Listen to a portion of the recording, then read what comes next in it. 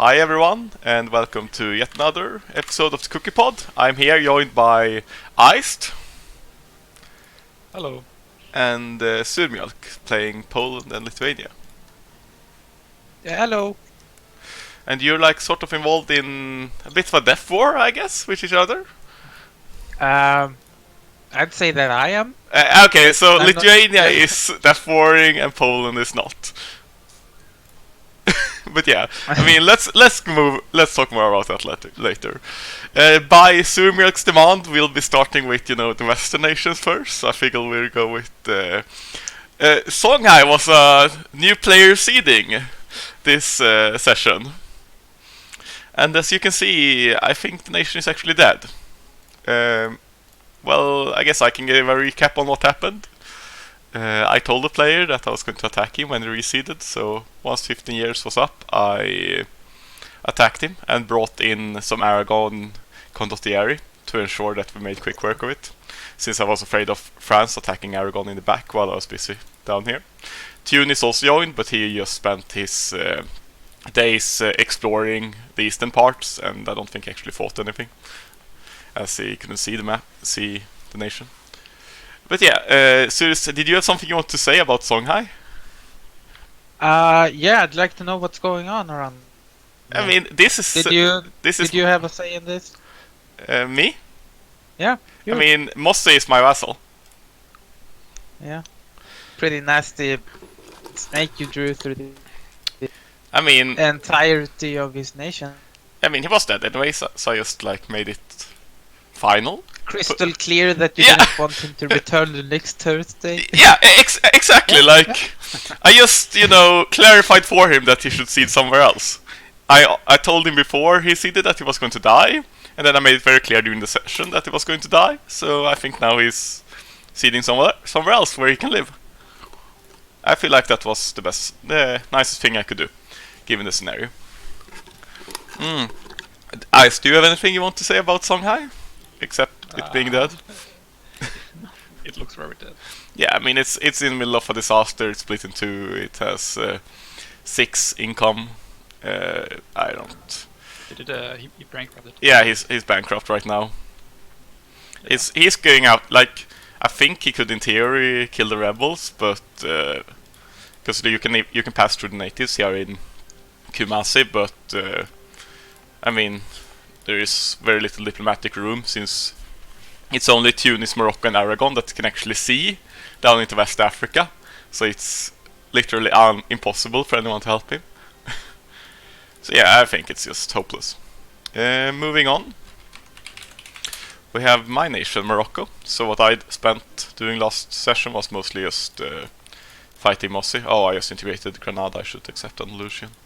And beyond that, like, my economy is actually worse than it was at the start, I think, since my gold mine recently depleted, and I'm also in the middle of flipping to Ibadi, so nation isn't the best it can be, but it looks okay, I guess. It's tiny as fuck, 268 development, but I'm like second on ID groups, I think.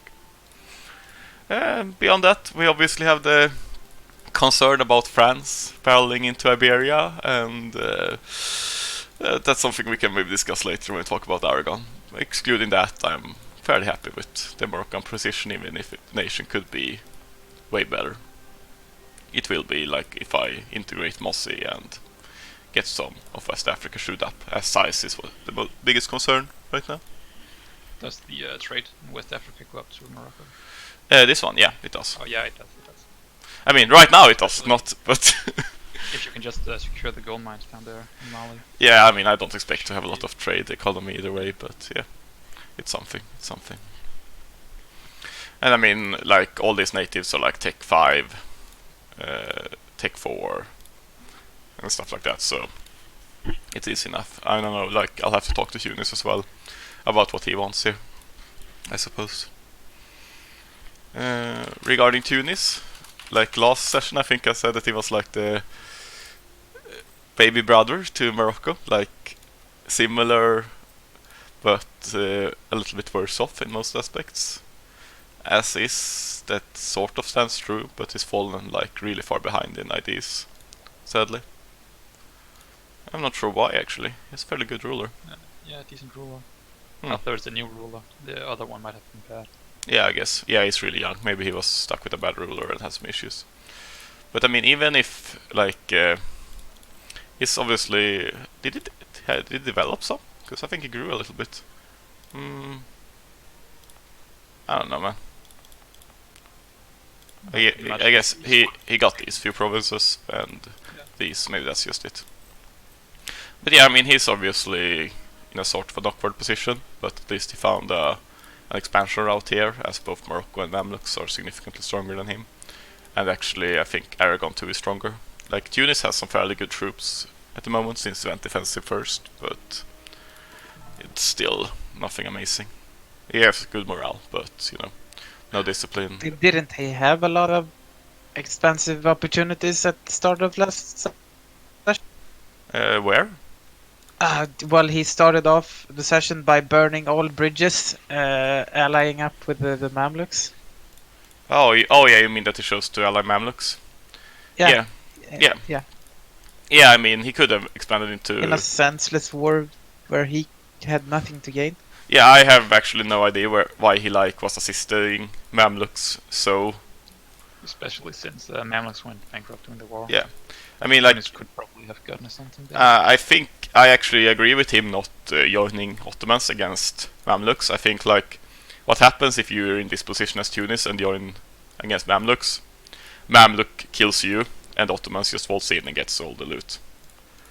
So it's a really awkward war to join as Tunis on the Ottoman side.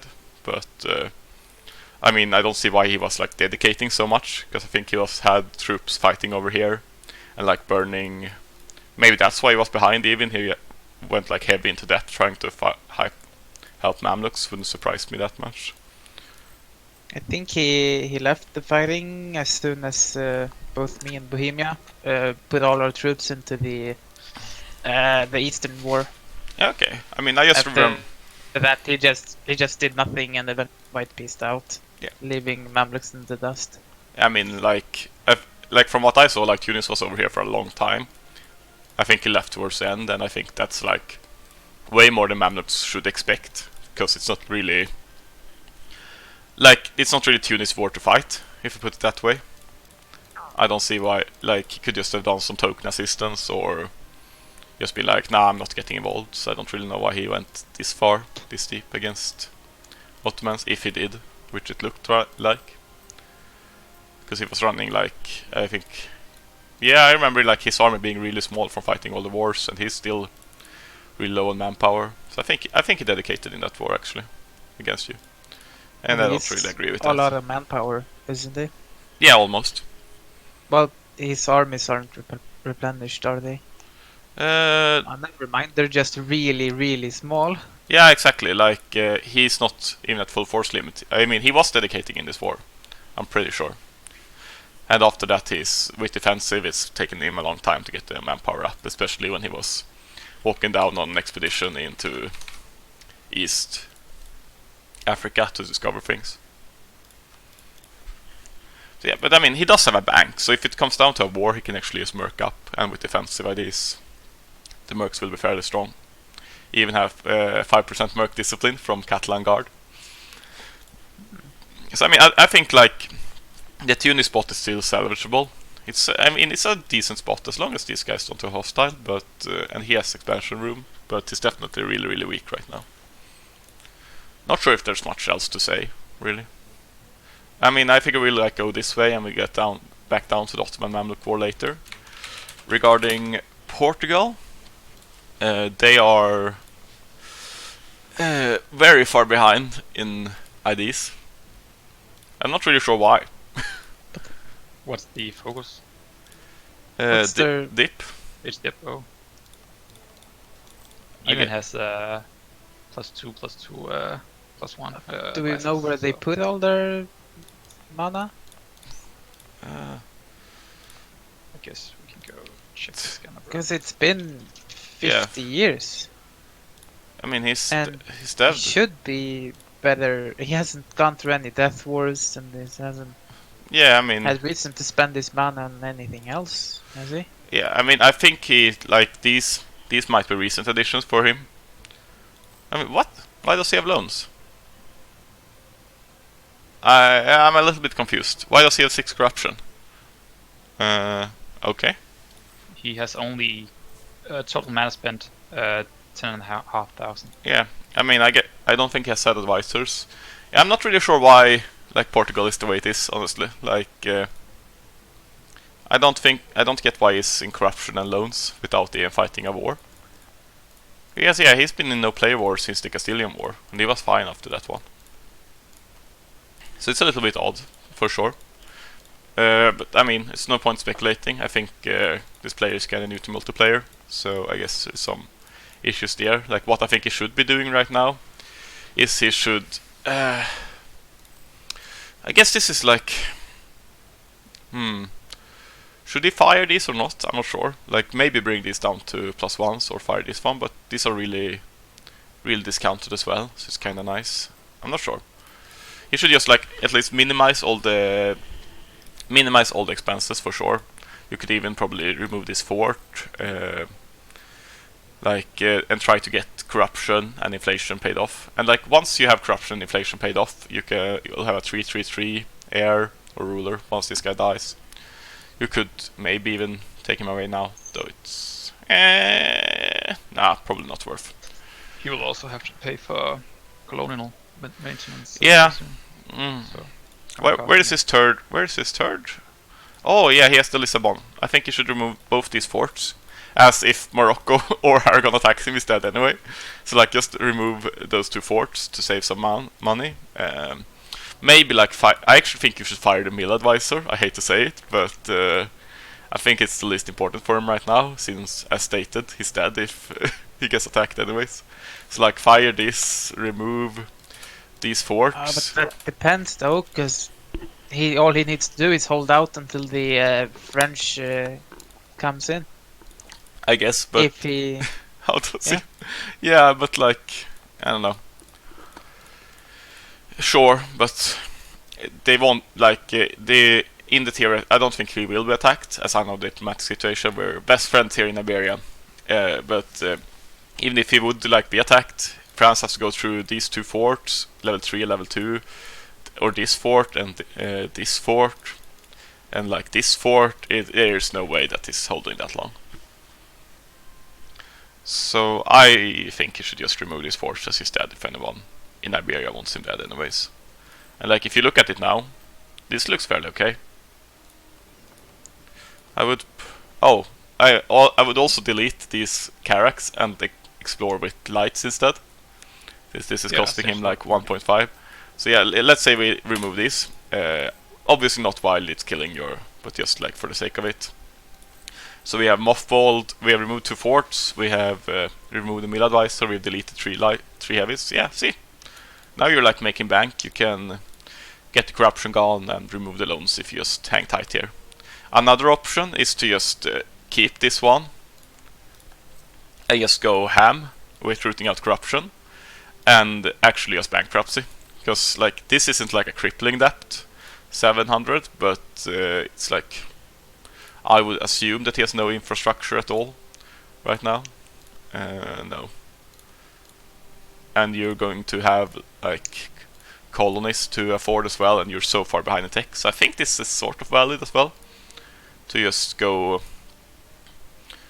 get rid of the corruption mostly. Just root it out and maybe even level up the advisors, get the infrastructure up, and then bankrupt afterwards. I'm not sure which one would you guys do here. I probably wouldn't go bankrupt for it. I wouldn't go bankrupt unless I really need to. Yeah, I mean, it's like I feel like maybe in his situation it's actually a catch-up thing to bankrupt here.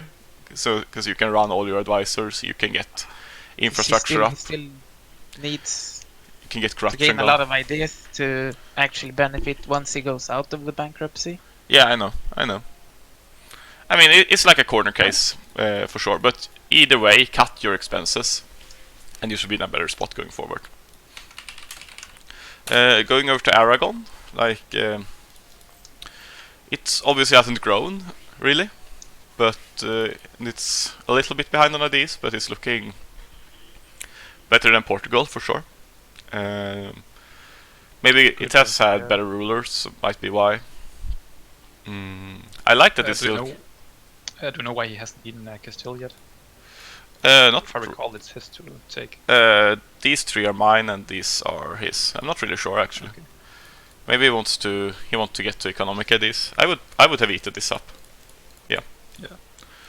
I would have prioritized that over like I mean, I haven't eaten all of my parts either, to be fair, but that's because I've been on truce from humiliating Yeah, things. but you can eat Africa as well. You can't. Yeah, I mean, I would have eaten this, but like it's no big deal either. Saving it up, like maybe he's been doing like me and farming Castile for money and power prediction. I'm not sure.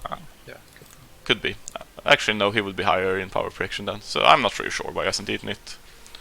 He could have, but like nature's looking solid. The economy is significantly more balanced. Yet an Ottoman alliance, but I think Ottomans just gave that up for money. So so that's like his problem, I guess. Next week, France is probably coming for him, and that's going to be really difficult. He obviously has like great fortifications here, especially with Navarra being a PU. This is level 3 fort. So here is level 3 hills fort. This one he could probably remove actually. It's just a grasslands, doesn't do anything. And here he has a hill into a mountain, potentially into another mountain. So I mean, he has a really good defensive He terrain. does have plenty of buddies to help him out, doesn't he?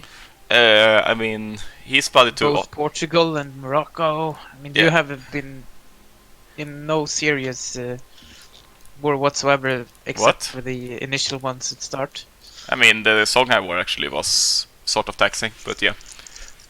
So I lost like... Exactly, sort of taxing. Is that really taxing, or is I mean, compared to France, who has been in 0 taxing wars. Like if we look at it, like Aragon here has 30k with, I mean, mediocre quality at best, I guess. And I might even say bad quality. We have Portugal, which I mean we know has bad quality, obviously, since he has no miladies. Oh yeah, and we have Morocco, who is like has a decent force limit, but also quite bad quality.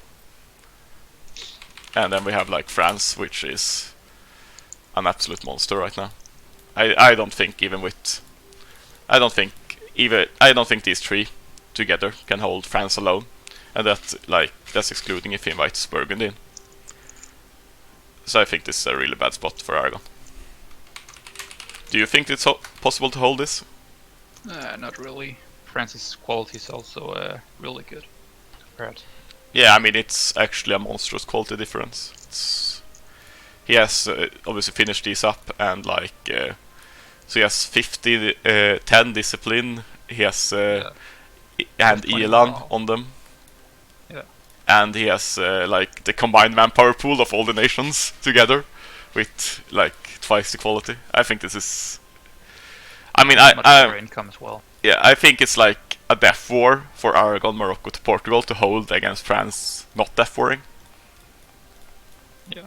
Although there is always the option for someone else to attack France from another direction. The coalition has. Yeah, I mean that's like sort of what I think should happen, but yeah, I think if that doesn't happen, Aragon is just dead next session. That's gonna depend on England, Burgundy, and Austria, I suppose. Yeah.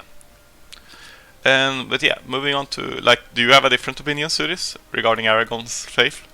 Actually, no, because we all know France's current situation, where he can do whatever he wants on the continent, and nobody gives a shit. Yeah. So why will they give a shit once he invades Aragon? Yeah, I mean, I guess the reason to give a shit would be that once he has a secure border here, France has probably won the game. Because like right now he's actually sort of still vulnerable, but afterwards if he has a secure border here, or like even just gets like mountain forts here in Iberia, he can just do whatever he wants here, and no one can attack from this direction either. So I think this is like, even I'm obviously biased in the matter, but even I like trying to think about it objectively, I think this is like where people need to act, or France will just run away with the game entirely if they haven't already.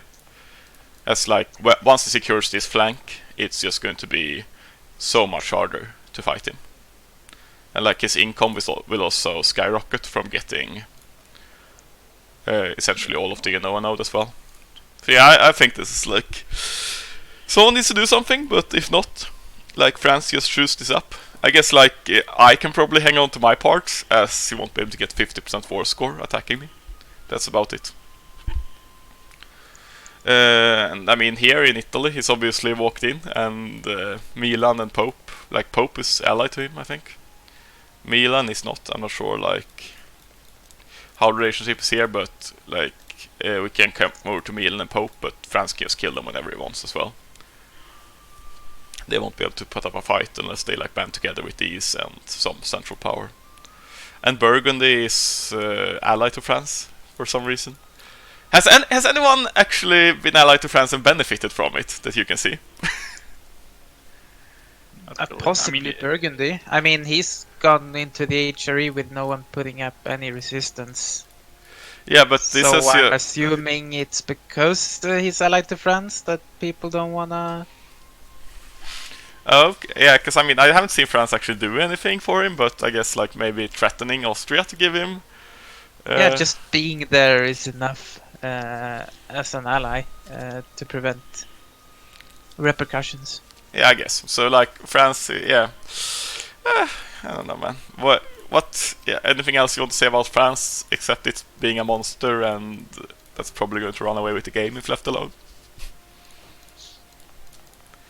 It's like really, I don't know. It sort of annoys me how this France has been able to do anything it wants freely, but I shouldn't rant about it. I guess well played, seeing as he hasn't come across any hardships whatsoever. I mean, to an extent, but I so think he must be playing the Diplo game properly, I suppose. Yeah, but I mean, like everyone else isn't. I mean, I sort of think it's the fact that everyone else isn't, because like when you're as France trying to expand both into Italy and Iberia, that's just greedy to me. Then like that should be like warning bells ringing all over the place for everyone else. So like if he was managing to keep a border here and expand into Italy, or like keep a border here and expand into Iberia, I think that's like one thing. But when he does both, I feel like everyone else is just giving him too much leeway. But I don't know. Either way, it's obviously working out. Too much last session. I mean, he took Genoa the first session. Yeah, and I know. He has just been. I mean, taking the rest of minding his own business. This is what he's been doing. Yeah, he could have done so much more if he wanted to. Yeah. So he doesn't seem threatening, does he? From his actions. Yeah, I mean, maybe that's why, like people, like the Italians buy in to him not going further down here after he's done with Iberia, maybe. But still, like, I don't know, and like, does Austria buy that as well? Like, France will just show up Iberia and then you sit on that for the rest of the game. I don't know, man. It just seems weird. Oh well. I guess, yeah, well played diplomatically to pull it off, obviously. Even if I feel like it's more of a misplay on other people's end to like allow this to happen. I mean, it hasn't happened yet, I guess, sort of. He has been allowed to take Italy, which I think was weird, but he hasn't actually killed Iberia yet. It just seems that way diplomatically. That's going to be what's happening. Moving on to Milan. It obviously struggles a lot. I think it's lost 2 wars against AI Venice, or maybe like 1 white piece or something like that. But it's finally winning the war. And yeah, congratulations, Milan. Like, it's not looking too bad in IDs, especially for a country that's lost 2 wars to AI or gone even.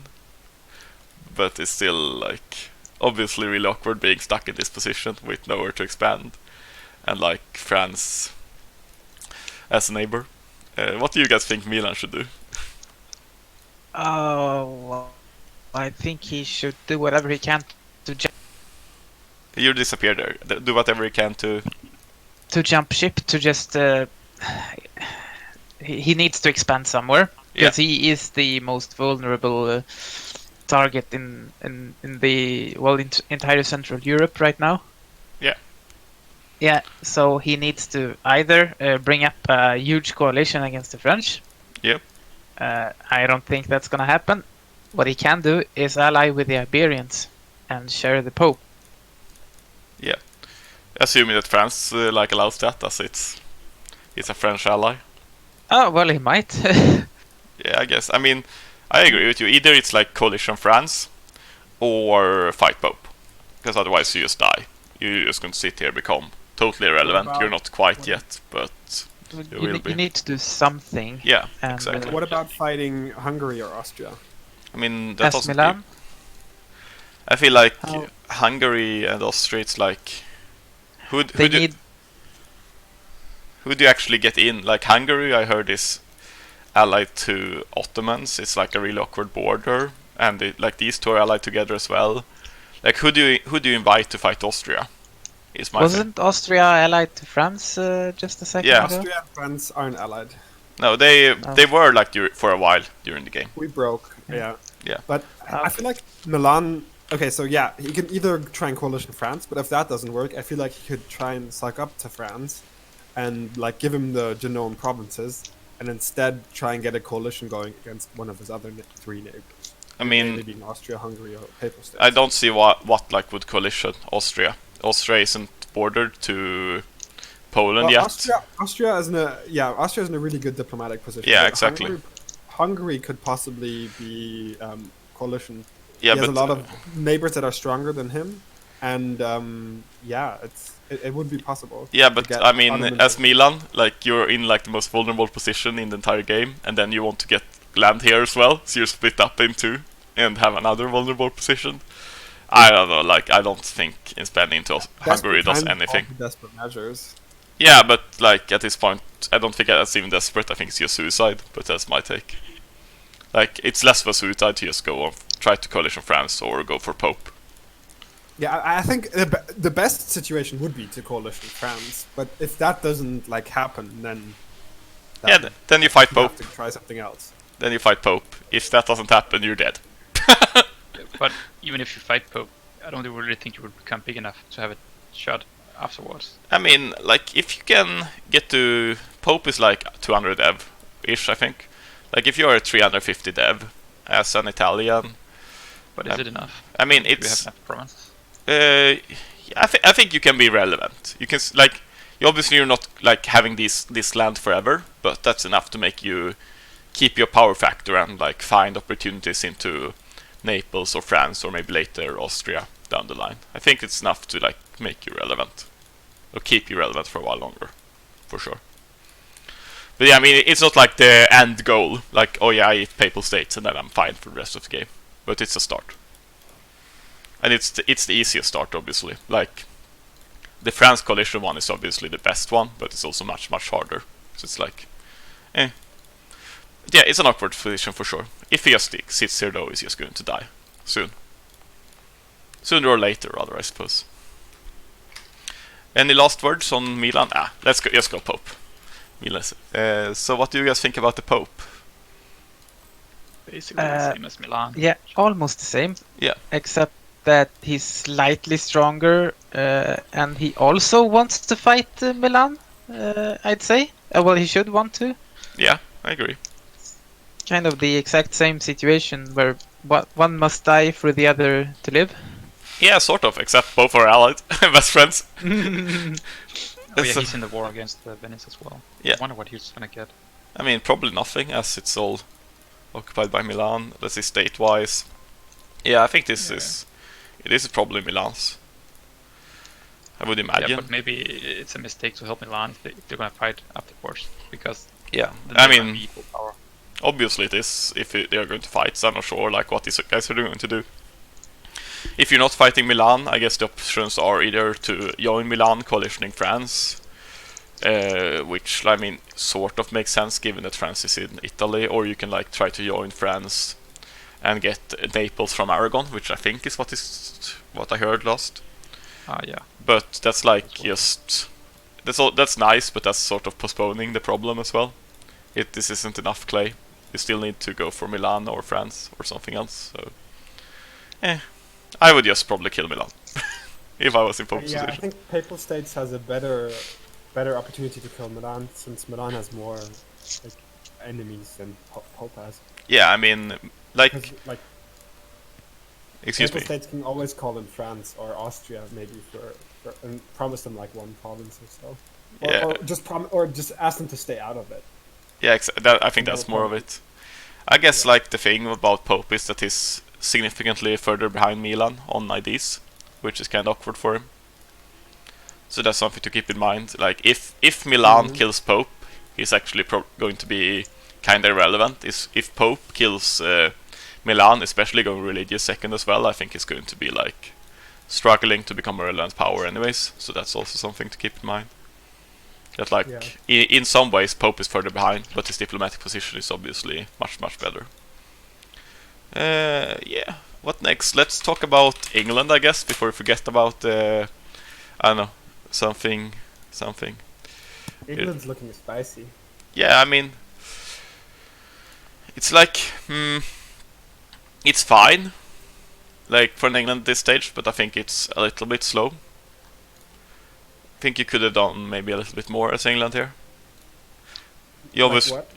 like you could have had Shelland, for example. That's a possibility, or you could have, had even like more infrastructure. It's sort of. I feel like it's. I mean, this England is obviously in a fine position. It's not that, but I feel like maybe an England that has been this passive and it's 1490 should be, even with like rebels occupying, this lowers his income by maybe at most 10. I think should be like his income could be almost at 100. I think at this point. So I think it's been a little bit slow off its feet, but it's still in a really good position, obviously. I'm wondering what, like, okay, besides Yeland, what he could have done differently to be stronger. I mean, it mostly feels like money has disappeared somewhere, to me. Like, these are obviously some infrastructure, but he hasn't built a lot. That's my thing. I think he's been subbing people a lot as well. Yeah, I'm not sure if he has, but I don't like. He's been No. subbing France for ducats. Oh, okay, why is he subbing France? Is this like part of the deal? I don't know. He's paid just under 2,000 ducats in subs. Total. Okay. Yeah, I mean that's something actually, because that would snowball him a bit. But I'm not really in sure. Total, he's spent almost the same as Ottomans in France. Yeah, I mean it's obviously like fine, but it feels like it could have been, his infrastructure could be a little bit better. But beyond that, like the nation is looking good. And I mean he's gone for economic exploration, which I think is the best route to go if you're going to be like playing this passive exodus. Not exodus, like isolationist style England. He's got an Orthodox from Muscovy. I think he bought it from for 800 gold, which is a really good deal. So I guess that's some money spent. But yeah, I mean, even then, I feel like his infrastructure should be a little bit higher than it is. But yeah, it doesn't matter much, because he'll be at for like full infrastructure in like 20 years anyways. He's just going to start making a shitload of money. Where are his colonies even? He can't reach anything yet. He can't reach it yet Oh yeah, he because could. he bought the wrong half of Iceland. Oh yeah. Oh, feels bad. He can't reach this either. Oh, okay. Nope. Actually, I think he can. Can't he with like the colonial range guy? And yeah, The advisor. yeah, and he can reach this already, Barbados. Yeah, I mean, he should start colonizing for sure. I'm not sure if he just didn't look or what, but yeah, like once you are at Dip Tech 7 and you have this, you should be able to start colonizing England. So yeah, I mean, start colonizing shit here, I guess. You could also, I mean, you could both colonize here and look to go to Indonesia once it opens up. Start colonizing there, as that's actually, you know, your land instead of Europeans, which is more useful for you. So I mean, like, as you've gone for this route, take your time, build up all your economy infrastructure, colonize away over to Indonesia and America, and then like now you can go for like 3 mil groups and then come back strong onto like the continent wherever you please, essentially. That's like what I think should happen for England at this point. Any other opinions on England? Not Serious? There's not a lot of things happening around him. I mean, you could try to, like, if you can, get a deal with France where you get lowlands, obviously. Because, like, right now you're paying France as well. So there's some deal going on here. And right now England shouldn't really need to pay France as a war between them. Like, costs both essentially the same. England will get some war exhaustion from this shit occupied. And France will get war exhaustion from having all of his coast blockaded.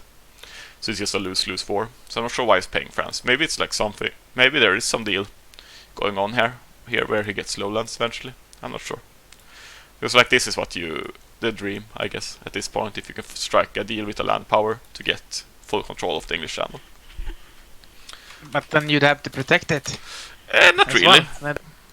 I mean, as long as you don't build any forts here, they can just occupy it, which I guess is sort of nasty for you, but as long as they have coast that you can blockade as well, you can hurt them pretty much as they hurt you, and not actually lose the land. So I think it's like sort of okay to hold it. Obviously you don't want to like go into large swatches of land, but if you can strike a deal with France where you get this and like sub him some, then he'll protect your belongings on the mainland, and you'll give him some money, and this is a fairly good deal for you. But even like keeping these this is fine. Maybe not paying for them, as you can just punish France as much as he can punish you. But yeah, not terrible.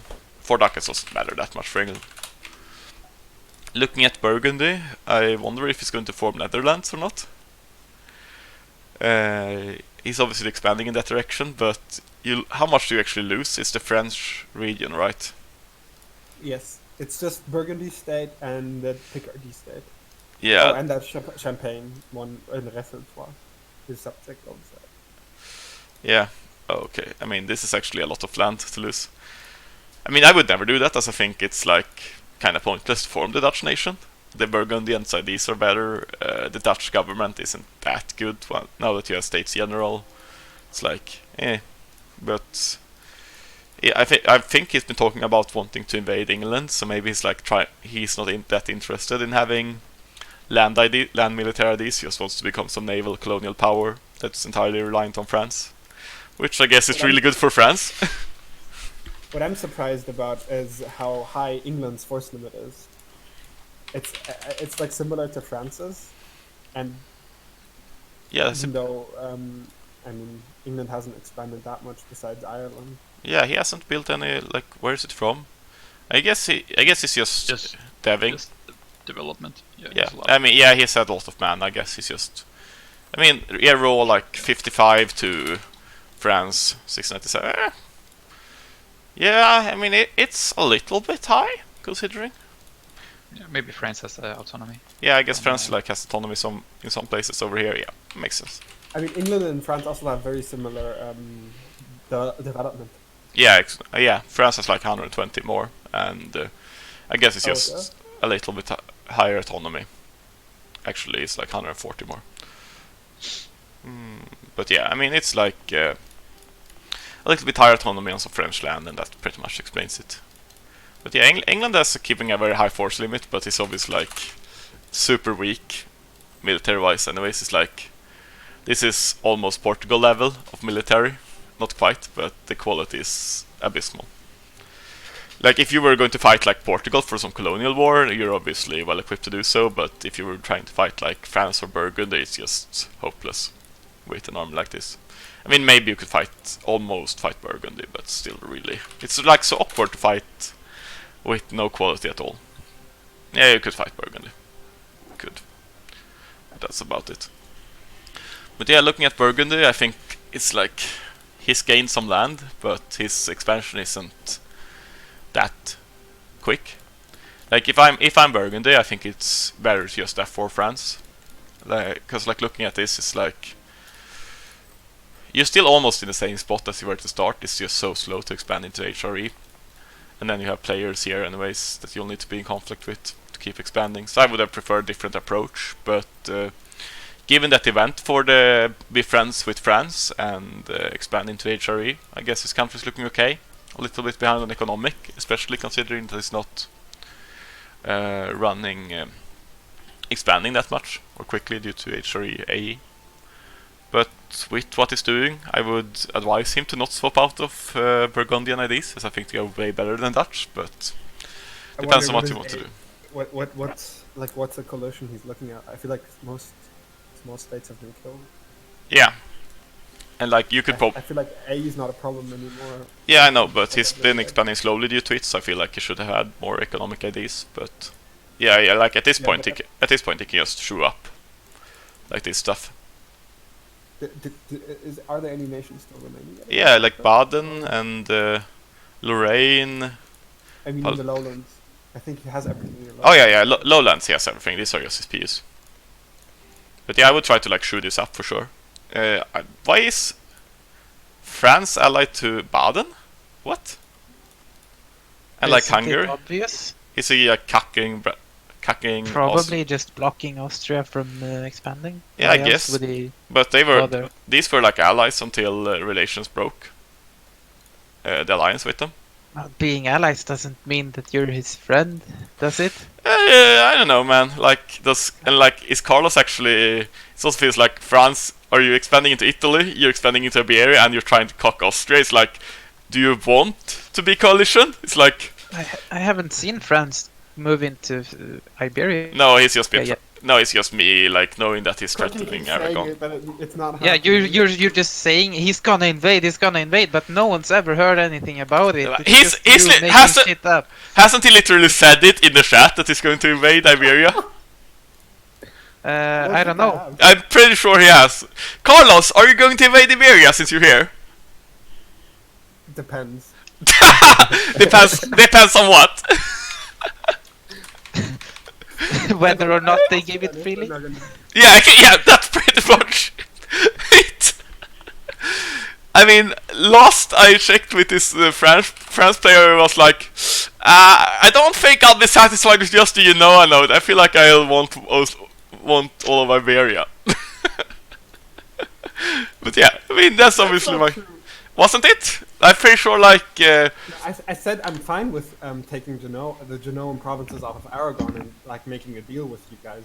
But then you were like, no, I want good borders, I want that. Like, I mean, like, I guess we shouldn't debate internal Liplo, but from what I'll just say this last from me and then you can respond. From what I remember, you were like... I mean, we could do that border, but then I have nowhere else to expand, so I would just keep expanding into Iberia anyways. But... well... If you feel like you made a proposition like that, that's fair. Then we should go back to the drawing board after this podcast, Karlos. Yes, we can do that.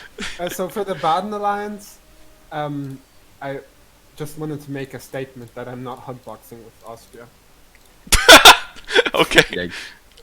Okay.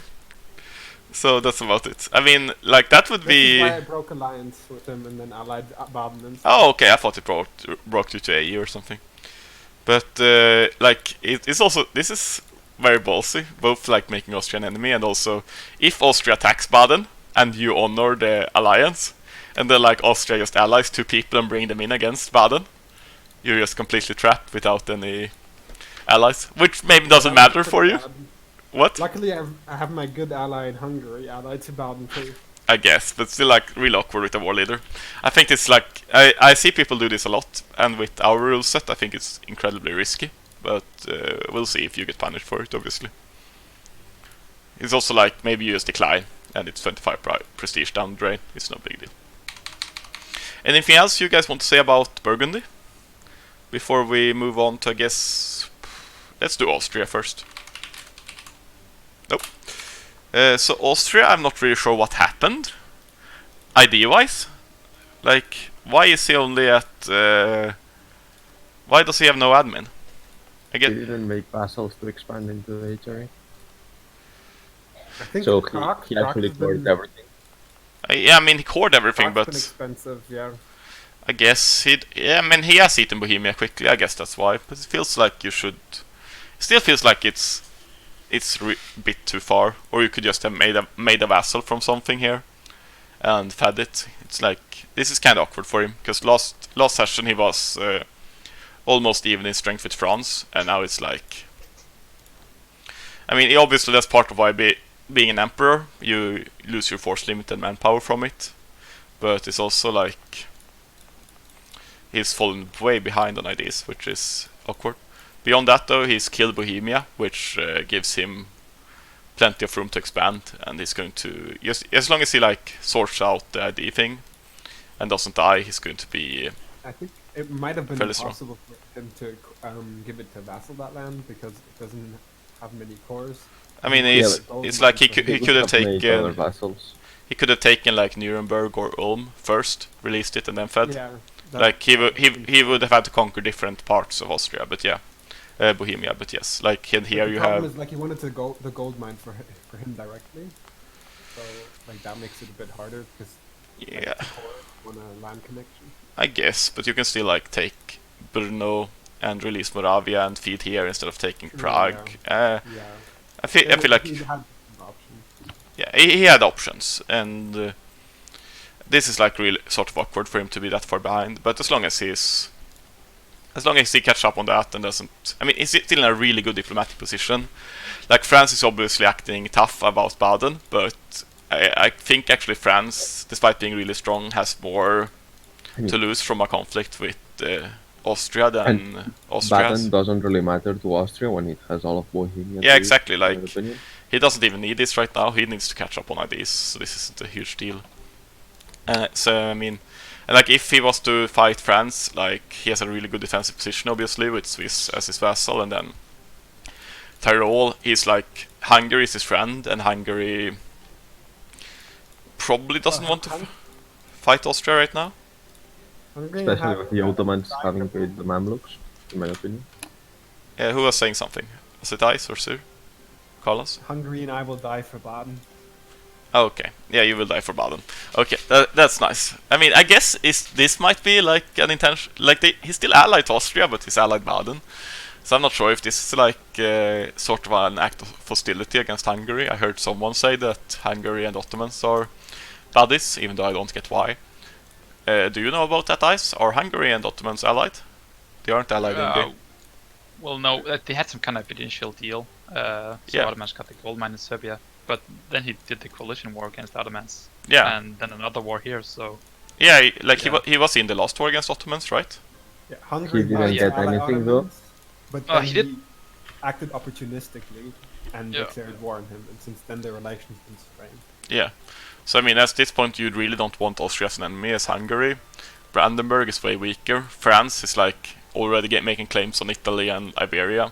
So like, I think Austria is in a really, really strong diplomatic position where they can sort of do anything they want right now. But they also have like, I guess, a bunch of shit that they need to do as well. Like if France takes Iberia, it's going to be a really different diplomatic dynamic between those two. And like also if like Brandenburg and Hamburg and Cologne are allowed to grow a little bit more and get IDs, it's like a potential threat there. Same with Italians if they ever catch up on IDs. Yeah, so it's, I mean, it's right now like a really good diplomatic position, and I think it's going to be interesting to see how he leveraged that to maintain his good position, essentially. Anything else you guys want to say about Austria?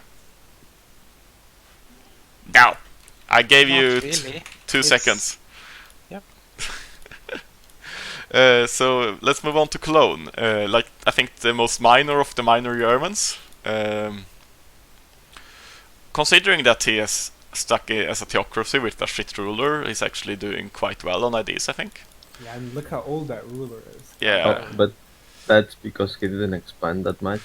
Yeah. Like, I mean, all the South German land he could have gotten before Burgundy, but he didn't. yeah. Like here, and could have gotten something out of Bohemia already.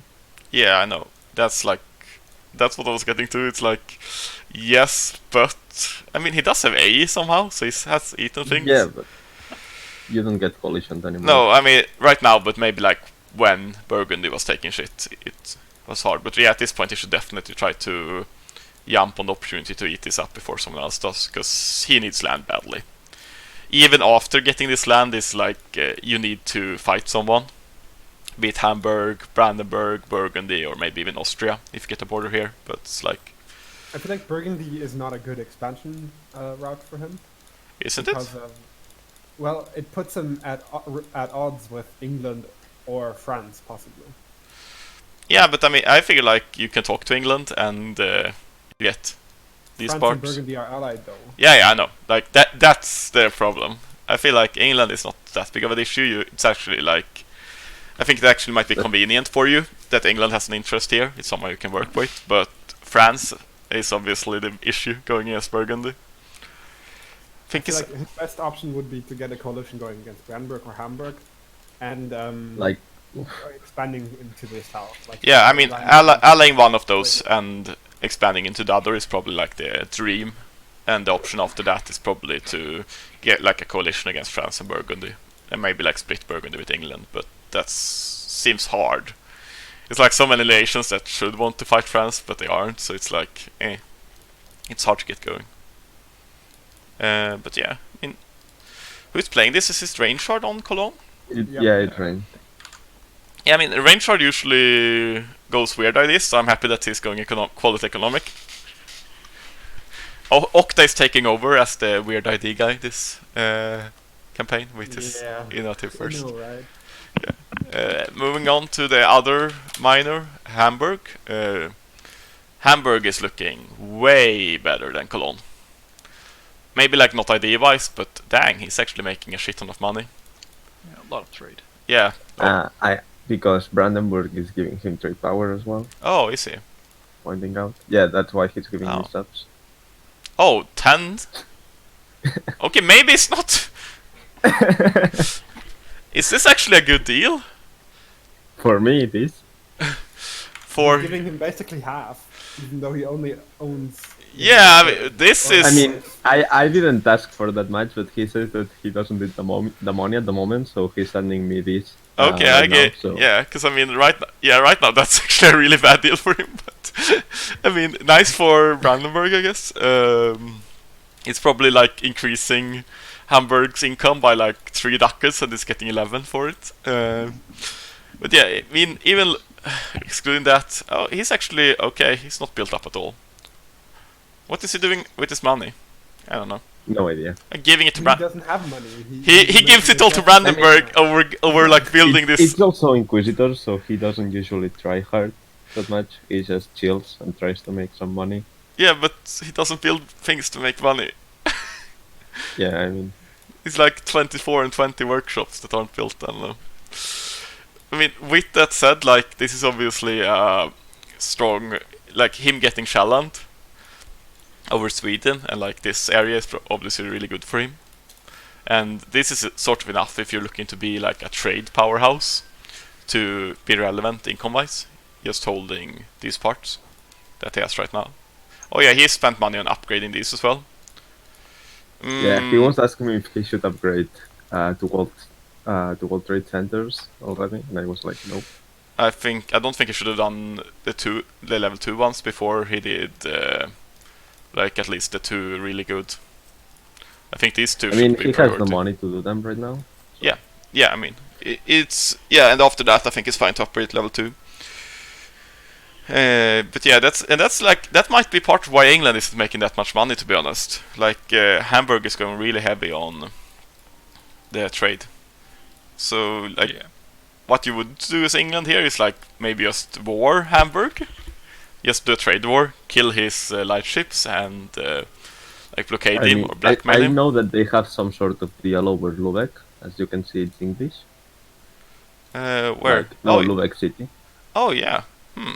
So I don't think England might attack Hamburg. No, I mean I think he could and maybe should even like do a trade war, but yeah, this is curious. Like giving him Lübeck, but then like dumping 20 lights and all level 2 centers of trade because like the only one you're actually competing with here in trade power is England.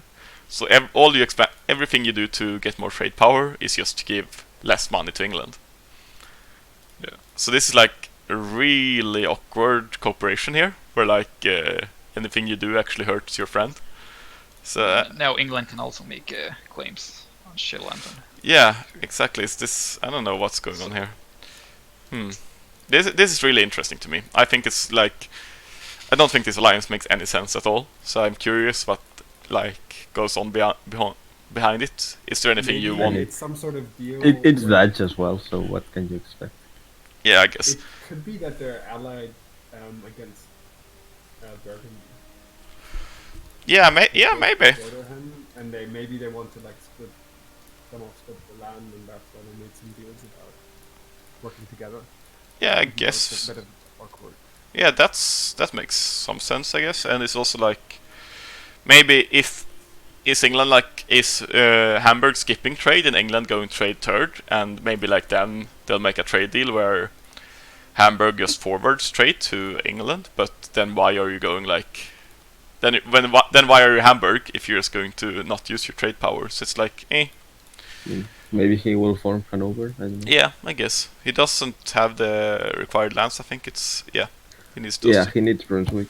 You could still go Prussia. Yeah, he could kill Brandenburg. Actually, it's not allowed to form He Prussia cannot form Prussia. It's not allowed. per the rules. Play and release. Like right now, only Brandenburg can and the Teutonic Order can form Prussia in this Yeah. game. Yeah, I mean, like it's a decent opener, but it's sort of hard to know what direction the country is going in with like a deal with England.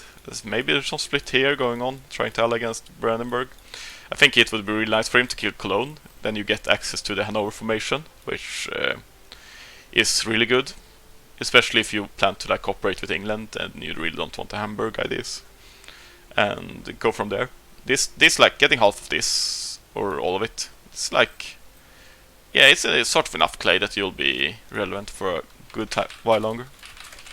So going over to his friend Surdon, do you want to talk a little bit about Brandenburg? I mean, it's not a very strong nation. I had very hard Diplo since I joined like 1 day before the session start. Yeah. So the Diplo between Poland and Sweden was already done.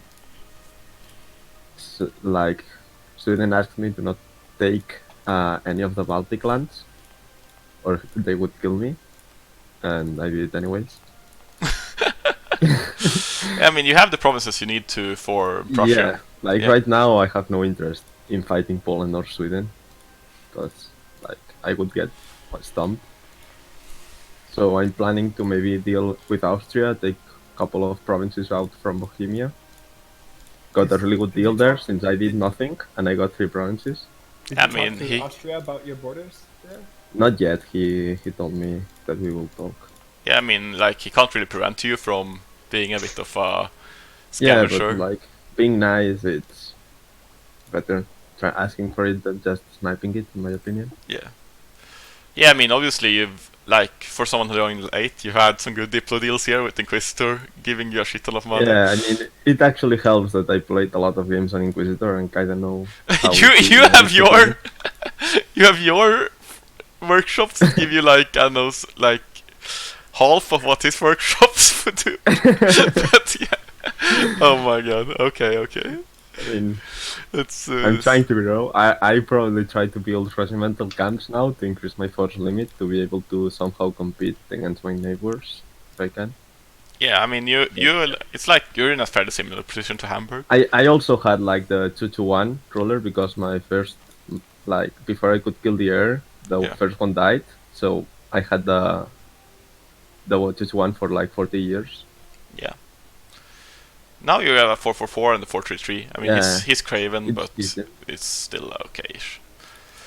And ID-wise, you're also like a little bit behind on admin. I'm not sure why so many people because are of the 2-1, I didn't make money until Yeah, this session. I Inquisitor guess fair. started giving me subs. Yeah, I guess that's fair actually.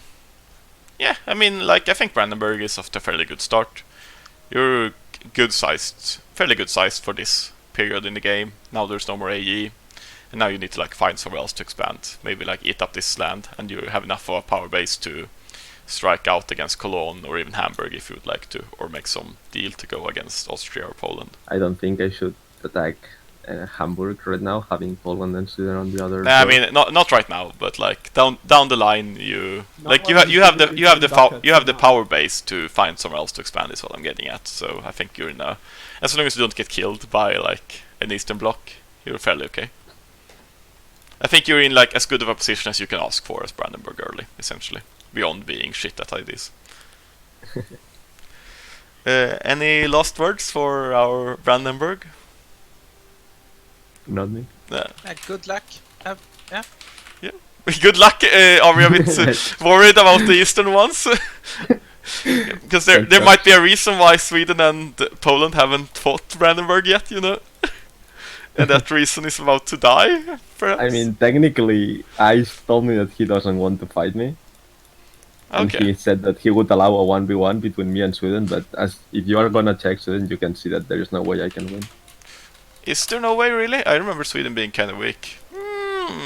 Still stronger than me. I mean, I would not say that this He's is... making less ducats. I mean, he has the Teutonic Order as a march, so it actually kind of helps. Yeah, but No. I don't think this is no way you can win, actually. This is like advantage Sweden, but it's definitely within the realm of possibility. Especially when you're one idea away from 20% morale. I think it's possible if I get Tech 9 and 14 ideas before he does. Then I maybe can. But I think this is winnable, actually. I would not feel too uncomfortable fighting this 1 versus 1, but obviously he's favored. But yeah, like, since we're all about Sweden, Sweden, as stated last time, got some amazing deal going with Muscovy and Poland.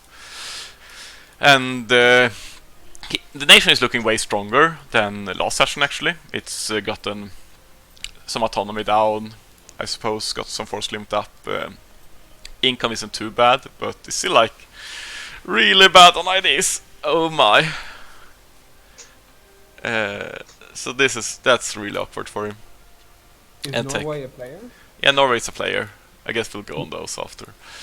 So as far as I know, Norway is gonna Exodus, so Yeah. he's gonna get all of Scandinavia. yeah, he is. So I mean, this is a really good start for Sweden. He's getting Orthodox. He was allowed to take Kola by Muscovy, and he's gotten all of the Baltics essentially, apart from these 2 provinces. But he's severely behind on IDs and tech. This is like really bad, actually. And he even has like a good ruler, and he has got, I assume, and then a good ear. So maybe he can catch up from this. But if I was Sweden, I would just be playing fairly passively for a while to try to get my IDs and tech back up. If you want to like smack Brandenburg around, then you can do that easily without bankrupting for it, which I don't think you can if it's a 1 versus 1. Then sure, but I wouldn't. I would try to avoid any like hard wars to Sweden now, and just look to build up my nation more. Anything you have to say, since you're about Sweden, Sur Mjölk? Since you're his enemy, sort of, I guess. Well, I'm not his enemy really. He's not doing much to me. I guess he's following orders, but I mean, was he involved in the wars against you, or was he just chilling? kind of. I fought Muscovy more, but he did do some sieging. Oh, okay. So he's been helping Muscovy essentially. I mean, Pretty much, yeah. like, makes sense if you're given like the best deal of all times as Sweden. But yeah, you gotta show something to justify the deal. Yeah, exactly. But yeah, I mean, he's just fine chilling here. He'll get the clay from Norway once he does an Exodus. He'll get his techs and IDs up. Given like the economy and ruler, I think it's just a matter of time before he fixes this up, and then he'll be like, I don't know, maybe with some dabbing. The big question is what's gonna happen to Hamburg or Brandenburg once he shows his potential. Sweden I mean, plays. I think that Brandenburg can outscale Sweden better if he doesn't form Russia. I mean, not with this amount of clay. Depends. Well, Like, you see, Sweden has buddies. yeah, It's a pretty, Yeah. well, as far as I can see, it's a pretty tight alliance with Muscovy and Poland. yeah, it does seem that way. They've been allied from the start, and he's gotten a good deal Yeah, with both. I guess Ice knows more about that than me. Yeah, do you want to elaborate, Ice, or is this like confidential diplomacy stuff? I mean, there isn't really much diplomacy beyond the first part. I mean, Sweden needs to get the last provinces from the Baltics, but beyond that, there isn't much deal. Lithuania has 4 provinces that are in the Baltics. Okay, so Yeah. these are Sweden's essentially. Yeah. Are these fully. Sweden's? I mean, they were supposed to be, but Brandenburg got them first. Okay, and But I guess But they if you got can them do their first, then there's not much you can do about it, right? they can do their 1v1 if they wanna. okay. Yes. I mean, like, not to be rude against Sweden, but if you're this far behind on IDs, I think, and tech, I think you mismanage your nation quite a bit, and I think that means that he wouldn't win a war against Brandenburg either. But a 1 versus 1. I think it's like within reach for Brandenburg to win it, and the Brandenburg nation looks better managed, so I think he would just outplay Sweden. But maybe Sweden is like amazing at warfare, but doesn't do that great nation management. Could be. But like everything is like Sweden has a lot of Sweden's diplomatic position and like opening is a dream, but he's so far behind, it's crazy. So it's like he's going to see if he can catch up or not. We're going to see if he can catch up. I guess we were already touching on it, so let's talk a little bit about Poland before we go to Lithuania. Ice, do you want to talk some about Poland's position? I mean, yeah, I managed to get the lands from Lithuania, but actually it's only like 1 war we did. So the rest of the development is coming from just having a really good ruler. Sadly, he died, but he lasted about 50 years as a 666 ruler. So Yeah, that's more than that got fair. me a lot of help. So yeah, tech and ideas are pretty good. Income is pretty good. I haven't done the Cossacks post limit right now. No, But it's another no real 50%, need to so- right now. Yeah. Yeah, I can just wait for any wars if needed. Yeah, I mean, you look in a really good position. I think he should pay for better advisors. Yeah, in my that's opinion. what I was thinking as well. I'm gonna upgrade my admin advisor. Probably maybe switch focus to admin as well, because I need to finish economics before admin tech 10, and then I can farm everything. Yeah. I already have Orthodox, and I switched to Ruthenian culture, and I also Oh, got all okay. the problems I needed from Lithuania. So actually, I can just chill. Oh, chill and okay. wait. Oh, you have routine. Yeah. I mean, Poland What's is the obviously endgame looking. for Poland trade-wise? Where do you want to collect? Are you going to stay I mean- in Krakow? Yeah, the Krakow node is really bad. Perhaps Kiev. I'm not really sure why I plan to go there. I mean, Kiev is also really bad. Yeah, and so, as is Crimea, there isn't really any good options. Yeah, I mean, I as have to go westward, I guess. yeah, I mean, as Poland, you rarely get a lot of trade money. You just like collect Yeah. where you can, and you live off production on your like farmlands with cloth and Yeah. stuff like that. Yeah, I got almost all cloth provinces up to 20 development, I think. Oh, I mean, I would have developed them more with military, maybe. Like this is going to be expensive later on to get your Yeah, it was manpower up. because But I used the military to get quality up earlier. So I had yeah, I guess this is like really good for you right now. You get a lot of income, but like long term, this might hurt you a bit since I had to develop down there to get the Ruthenian culture. Yeah, I mean it makes sense. Like I think it's fair to play. This is like more of a short-term strategy to keep it this low, but I think that's fine to get the ball rolling and get more land that you can develop later on. Yeah, I can. Yeah, Lithuania has a lot of good lands as well. So Yeah. Are you not going to go for Silesia, since that's also Krakow? perhaps talked a bit about it with Austria. Actually, there was a deal that I would get Silesia, and Austria would get the PU, but that was before it was a player, so we kind of just dropped it. Oh, okay. Yeah, I mean, like Poland is in a good spot. Had like a really like nice opening with the alliance with Muscovy. Yeah. And how did the the war go with Lithuania, Ottomans, and Bohemia? Ottomans was stronger than what I thought, but I knew that we had to do a lot of diplomacy. I basically did all of the diplomacy with everyone in order to get it all in line. Okay, yeah, because I mean, you went like what was it, like 9-10 nations against? Yeah, I had to talk to basically everyone to get them in on it. Did Ottomans basically save Lithuania from getting 100%, or what happened?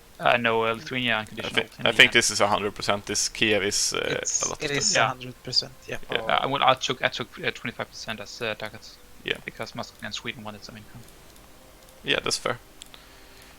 And like from this position, I guess like the only thing I've questioned it at start, and I still like sort of question your opener, because like once you hit Lithuania, Yeah. give half of Lithuania to Muscovy and this to Sweden. Like it's sort of precarious to deal with Russia afterwards, but I mean, if he's depends on how the the goal is diplomatic just to landscape. form. My goal is just to form Lithuania. Yeah. So Yeah, I mean, I don't like the opener, but given the opener, your nation is looking really good, as is. Moving over to Lithuania. Suris, what do you want to say about Lithuania? Not a lot. It's a shit show. Yeah. Not a lot to do. Not a lot of diplomatic leeway. Oh, I mean, you have a good ruler. I have a good ruler now. Yeah. I think he's ruled for about 10 years or something. Oh, this is why you finally reached Dip and Admin Tech 5. Yeah. Yeah. That's the only reason I reached Dip and Admin 5. Yeah. I haven't felt like there's been a lot of because nobody wants to do diplomacy with me because everybody just acknowledges that I'm a dead person. So I've had 2 allies and 2 only Yeah. throughout the entire game. Yeah, Bohemia and Ottomans, and now Bohemia Yeah, is dead. they're the only one willing to befriend me. I mean, yeah, if you're Lithuania and Poland and Muscovy are both hostile, it's like I think the normal outcome is that Poland and Lithuania cooperate against Muscovy, and then Lithuania gives land to Poland. But if it goes like this, that Poland and Muscovy are allies against Lithuania, it's just so hard for Lithuania to get anything I done. thought I had Muscovy on my side. Okay. Yeah. We made an agreement, a deal. I sold him some provinces. He promised to help against Poland. He rivaled me. He allied Poland. Oh. I'm a dead man. Okay. Yeah. So not even the that decency of a straight up 2-1 gangbang with Poland and Muscovy actually played you for provinces first as well. Yep. I actually told Muscovy that it was a honorable thing to do, but he said he wanted to do it anyways. Oh my. Okay, I mean, the Muscovy player is called out here. Dang, this is. Yeah, he's ruthless. I mean, I feel like it's one thing to be like ruthless. I mean, okay, like backstabbing people, but why do you scam provinces from someone you can easily kill anyway? That's just rude. But yeah, I mean, props to him for for being ruthless at diplomacy, I guess. Yeah, so I had my hopes up. Real happy first session. I got this, and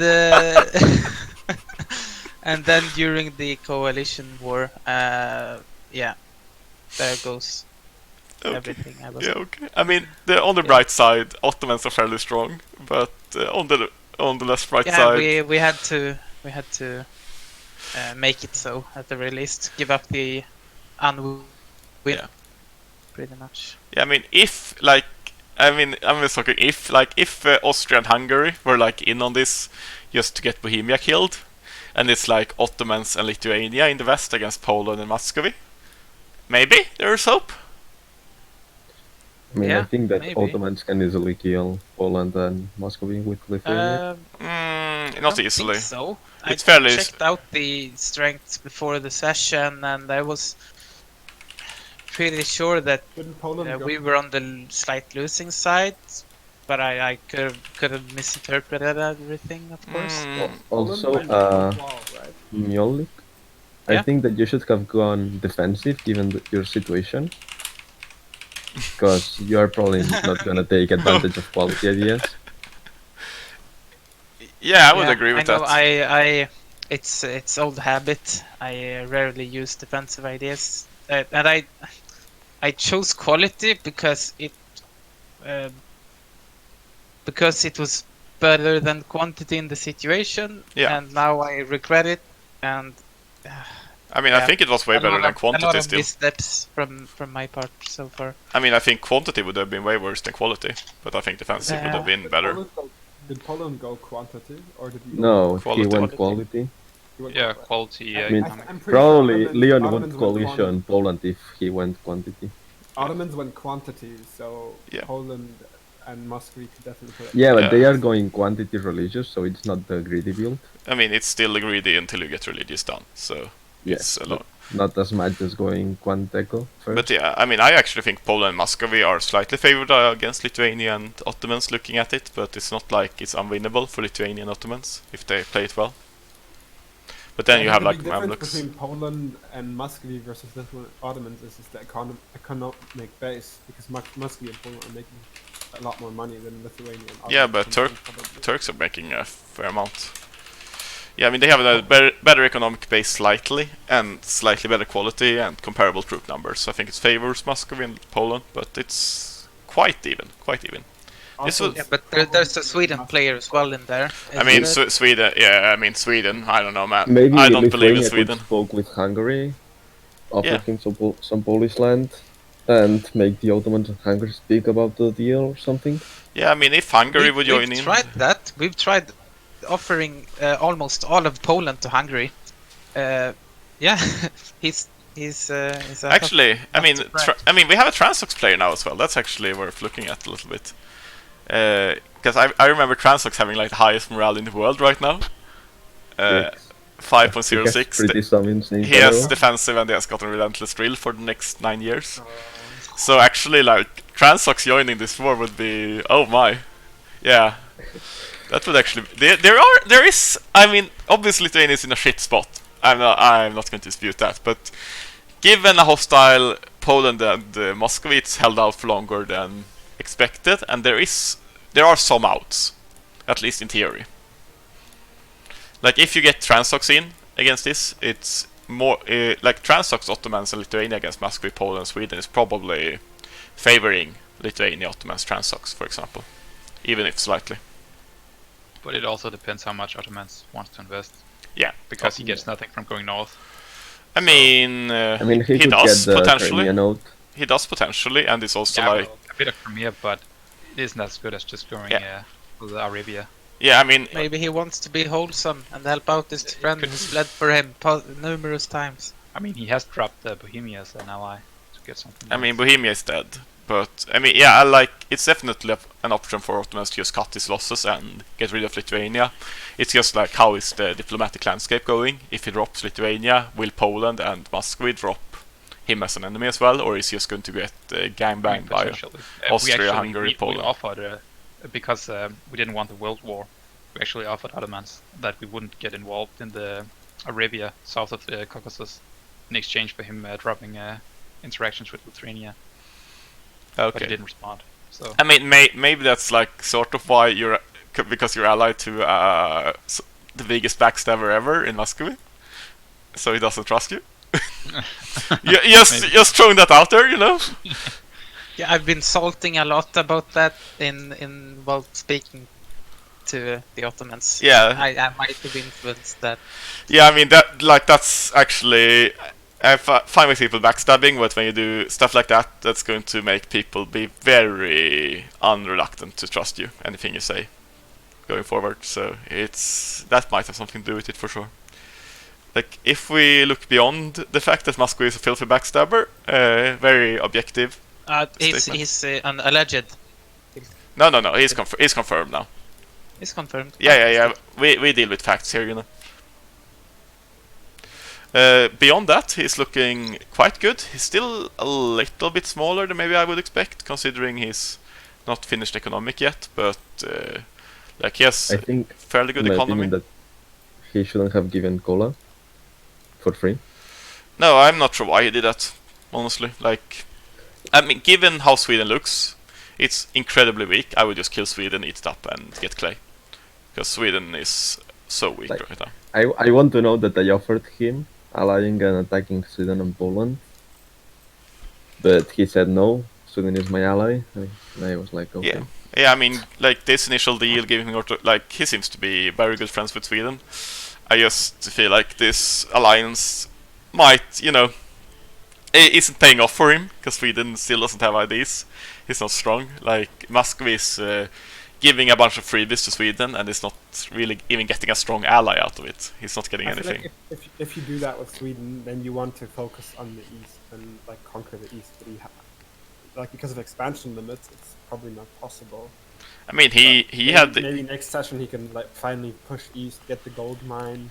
I mean, That's actually got the this was open. Like Yeah, this the session, gold he mine. he took Yeah, then I'm he not took sure two why he provinces. I don't know. Couldn't conquer. I mean, he could only take 2 provinces from Kazan in the first war, but then I guess was he busy with the Lithuania-Ottoman war for the entire session? At the problem. start of it. Did Transoxania snipe the gold mine? Yeah, Yeah, they did. but Is I that, mean, is that a player? yeah, Yeah, Transox is a player. Already last session, I mean. Yeah, last Yeah. session Transox was a player. Oh yeah, okay, no wonder he went for that. Yeah, I mean that was nice by Transox, and like this is, I guess by now he's showing it up. Is there a border deal here? Doesn't look like it, given the I don't think so. maybe like if this one is going for Transox, but yeah, like Why would Muscovy make a border deal with Transoxania and Sweden? And he's completely cucking himself. In I don't know, man. I don't know why he's making a border deal with Sweden. Like I mean, I don't think Muscovy gains much from allying Sweden usually, because Sweden tends to want to form Russia, especially if he cannot form Russia. I mean, I think it couldn't be fight to ally Sweden if you like if you're in a conflict with Poland, but when you're allied Poland splitting Lithuania, it's like not necessary. But yeah, like I guess Muscovy, based on this, is just going to go for Transox, and that's going to be very interesting considering how strong Transox is. This is like really, I was so surprised when I looked at this. I am so That's happy. a really low troop count. It is a real group, but it's like it's a 5 shock general, it's a 4 siege general, and it's a 5 morale. Oh my Did he go god! offensive? No, he went defensive. Yeah. I mean, it's sort of like a temporary thing because Relentless Drill is going away. He has a really good air as well. But yeah, like he has a god air that might give him, and like obvious. Oh yeah, this is the air, isn't it? Which one is the air in the general? Hussein. The good one. Yeah, the good one. Oh, okay, so he'll. I guess that's sort of awkward for him, but still, there is a timing for Transox to do shit here. So I wonder if this has looked like really smooth for Muscovy so far. He's just been fighting AI, been fighting gang Lithuania and stuff. But depend on Maritz as well because he has claimed cause on Transoxiana. who? Timurids, yeah. Jimmy Yeah. should have at least. Yeah. Yeah, so like I mean, it's obviously Yeah. still a good position for Muscovy. Could Timmy just- has all of QQ to eat probably. Ottomans can't do much. Can't they? I mean, we're getting a little bit I ahead of mean, they ourselves. already... But- QQ got already separatist out in the last war. I mean, let's just finish up with Muscovy. Any last words on Muscovy? I feel like he needs to expand, and if he doesn't go to the west, he needs to kill Transoxiana if he wants to be relevant. Yeah, or Poland, I guess, after Lithuania. Or at least get some land in Lithuania. Yeah, that especially. Things Yeah, been going to the Polish He's still side gonna so get far. He's gonna get the upper part. The upper Yeah, half. but who's getting the devd provinces of the two of you? Yeah, I we mean, split up the lands before the provinces were dead. it's also I like think the bad Poland is terrain a- ones as well. I think Poland is super strong right now, though. They have like one of the highest force limits, and they're really good with ideas and tech. So, like going for Poland, especially since he was your ally all this time, like would be very awkward for him. I mean, it's the fact that Poland is in sort of a more vulnerable diplomatic position after Lithuania dies, if they die. There are a lot of things you could ally against Poland, but there are a few things Poland could ally against Muscovy. But yeah, But Transox is you could ally Timurids, right? Because of the cores. you could. I mean, but this is shit land. I don't know. It's like interesting. I would probably have done Diplo a bit differently as Muscovy, but I think he's still in a good position and has some options for sure. I feel it's a bit awkward, but that's from my point of view to allow Poland to form Ruthenia this easy, unless you're really sure about the alliances holding up long term. Yeah, I feel like his diplomatic work has been kind of awkward, but it's still good for, like, if you get a Poland that wants to work with you against Lithuania instead of a Poland Poland not having Lithuania to fight rushing a death war into, in the beginning. yeah, it's still like really good for you. So, like, I think his diplomatic decisions have been a little bit awkward, but he's still offered such a good diplomatic spot that he can do almost anything and be fine. Let's jump over to Transox. Beyond being like the highest morale guy in the world, I'm pretty sure. Let's double check. Actually, I can't. He's the highest morale guy in the world, confirmed now. Only factual statements. This guy actually joined in. He was fairly small. Like, this is obviously mostly low dev horde lands, but he's eating that up and like done fairly okay on IDs and tech. I mean, I feel like this new guy is pretty solid. looking at his The nation. player choose defensive or Yeah, the was player it shows taken for him? the player shows defensive. And I would probably do the same when I had like a Timurids with cores on half my land. But Yeah, if you want to good choose cost defensive, line. you want to usually use it for something. So Yeah, I mean, or it's the fact for a that war against Musketeer or Timurids next Yeah. session. exactly it's still usable for that, and it's also like maybe if he didn't go it, he would be dead now. I'm not Yeah. sure how the like Diplo has been working out, but I appreciate this. Like, it's obviously better to go defensive and be alive, and like not losing wars than going quality and just being dead. Yeah, he's Like some definitely nations. doing No. Yeah. Thank you. Yeah, you're welcome. You're welcome. But yeah, Is he a horde? Horde. no, Transox is never a horde, I think. Yeah, he's just Nikta. But looking at it, I mean, he has a really strong spike here with Relentless Drill until for the next 9 years. So if I was in his position, I would try to do something with it. Be it go against Muscovy with Lithuania and maybe Ottomans, or go against Timurids, because I think this is like your time to strike. Since when you have quality, you are going to, when you have defensive, you are going to taper off a little bit at 2 AD groups. So yeah, I think he should lash out and kill someone, or at least get clay. But I think he's set himself up to do so quite efficiently, even if it obviously will be a hard war. Who do you Yeah. think would be better to go for, Timurids or Muscovy in this scenario? Like right away, I definitely think it's Timurids. They are weaker and they have better clay for you to take immediately. Like Muscovy's good clays over here. But the point is, long term, Muscovy, if they keep the alliance network they have with Sweden and Poland, will come for you. While sure, Timurids have cores here, but they have other, and these are nice for him. But he actually probably more wants to go into here and maybe even here, if you look at like clay and trade routes. So I think it's easier to like keep a border with Timurids, ironically, despite him having cores in your country. So it's pretty much there. Like, if you think you can have maybe it's more like long term to go for Muscovy to not get killed later on once he's killed off Lithuania, and short term it's Timurids is more likely to attack you in the very near future, and is also a better expansion target. So I think there are pros and cons. Yeah. Maybe you do both. First Timurids, then Muscovy. Yeah, something like that. But then it's like, oof. Then Lithuania is probably dead. So then you're like reliant on getting some deal going with Poland, which might be hard. Yeah, it's possible for sure. He has options. I really like this nation. I was so happily surprised when I looked at Transox, because I was just expecting him to be like have gotten a bunch of crappy horde lands and be like stuck, but he's actually developed really well. Does he have a truce with Yarkand? I think they have gold mine over there. Oh yeah, and that's inside the region. You Yeah. could go for it if you can, unless it could be a tributary. Oh, it's oh yeah, okay, yeah, okay. That's a problem. Is Oyrat a tributary of Ming? Yeah, it is. So yeah, he can't really just wait for expansion limits to be lifted, if they are to be lifted. Either he wants to kill something now. This is his time, and I think he set himself up really nicely for it. So props to him. If we go to Team, Timurids have gone really greedy, I guess. He doesn't think that Transox will attack him. Economic first into quantity. Dang, man. Is Ah. QQ a player? QQ is a player.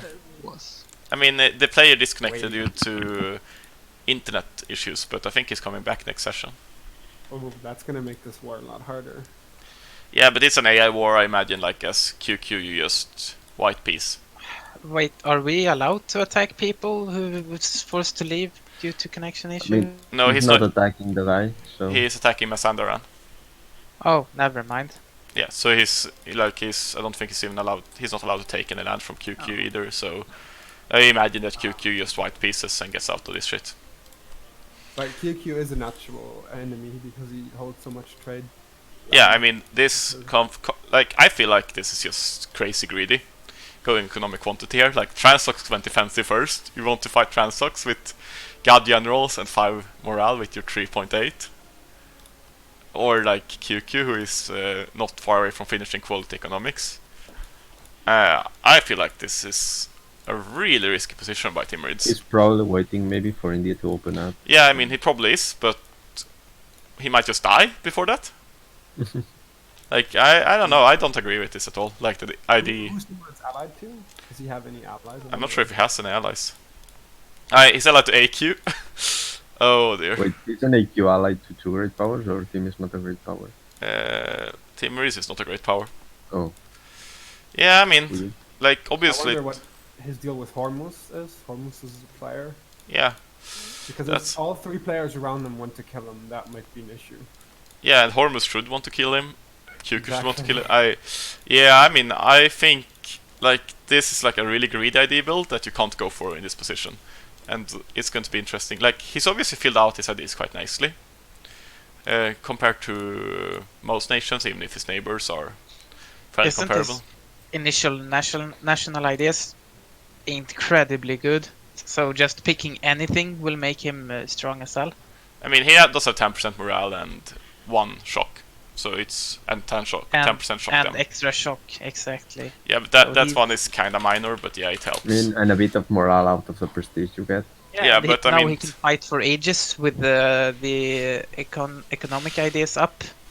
Doesn't make He out can against afford defensive. any- Yeah, but I mean, Transox has 10% morale and 20 cav. Sia QQ has some decent Yeah, QQ is pretty strong. IDs as well, like one leader, 20 cav, 25 manpower. I don't know, I still think And this is... It's yeah as well. QQ. Yeah. yeah. I mean, I still think this is really quite precarious, but if he lives and doesn't get killed by neighbors, it's obviously really good for him. He will, once it open up, have expansion into wealthy India, be able to form Mughals if you want to. Mughal formation is something I could rant on forever about, but it's sort of awkward in multiplayer, because you obviously don't want the IDs. The IDs for Mughals are way better, for Timurids are way better than Mughals for multiplayer, but even just forming Mughals gives you the government that like automatically accepts cultures, but it also means that you can't accept a culture unless you own every province in it. So if you, for example, have Dagestan in your land and you're missing like 2 provinces, you can't get these ones accepted at all. So it's it can be really awkward when you're playing multiplayer, as you can get stuck with like a bunch of cultures that are impossible to accept, despite you getting some benefits from the ones you do accept. So yeah, rant about Mughals over, but yeah, anything else you guys want to say about Timurids? Not really. I mean, he's Not getting really. his... He's in a pretty poor place right now. So Yeah, I mean, Yeah. if he survives, he's good, but like the diplomatic position doesn't look that good for him. He just got his ass kicked by the QQ AI. So that's also something to keep in mind. Like, how is he... but yeah, looking at QQ, he's like, for someone who has had the AI take over his nation, he's looking really, really good on And he IDs. also lost the war against AQ and Mamluks. Yeah, did he lose land in I that think war? he white pieced. no, Yeah, I he think wiped wiped it. Yeah, these but out. like he still probably fought and lost a lot of No, he didn't effort. fight. He fought Yeah, according to... Are you sure he didn't fight? I fought- didn't he barely. Yeah, Octa Bear- complained that he wasn't committing enough. Yeah, I think he was like token fighting and then pissing out, so I don't think he lost much from there. But yeah, I mean, this is like... I would imagine that the player is coming back if he has had temporary lag issues, and once he comes back, this is like a really strong nation. He is about to be finished with quality and economics. He's allied to Ottomans, and like this alliance is way stronger than anything AQ, Mamluks, and even Timurids can muster here in the Middle East. Add into that potential alliance with Transox for Timurids as well, and like I feel like as long as QQ maintains the alliance with Ottomans, he can do pretty much whatever he wants, and Ottomans are really incentivized to keep it, so I think the nation is looking really good, even if all his neighbors would be hostile. Anything else about QQ? Nah. Let's go AQ. The dead man walking. I thought he was going to be dead after he Oh yeah, it's that tag, I think. Yeah. I thought he was going to be dead this session, but he's managed to survive, and I think actually expand a little bit. But yeah. He has 4 IDs in quantity. He has no tech at all. He has 6 ducats in income. Admittedly with rebels, but still. 24's limit. No advice. Yeah. So, Sur Mjölk, how does it feel to see a nation that's more dead than you are? What do you mean? More dead? Yeah, this guy looks more dead than you. I mean, it's hard to explain, really. I feel something rumbling in my tummy when I look at this, but did you say 6 ducats in total income? I mean, he has like, yeah. I mean, he only has. Impossible. How do you reach? Minus tax. I mean, he's not occupied, is he? He's one province No, he's occupied. Yeah, that's. Oh, he must be doing something very wrong, because we white pieced him out of the earlier war. I mean, he's about to bankrupt. Yeah.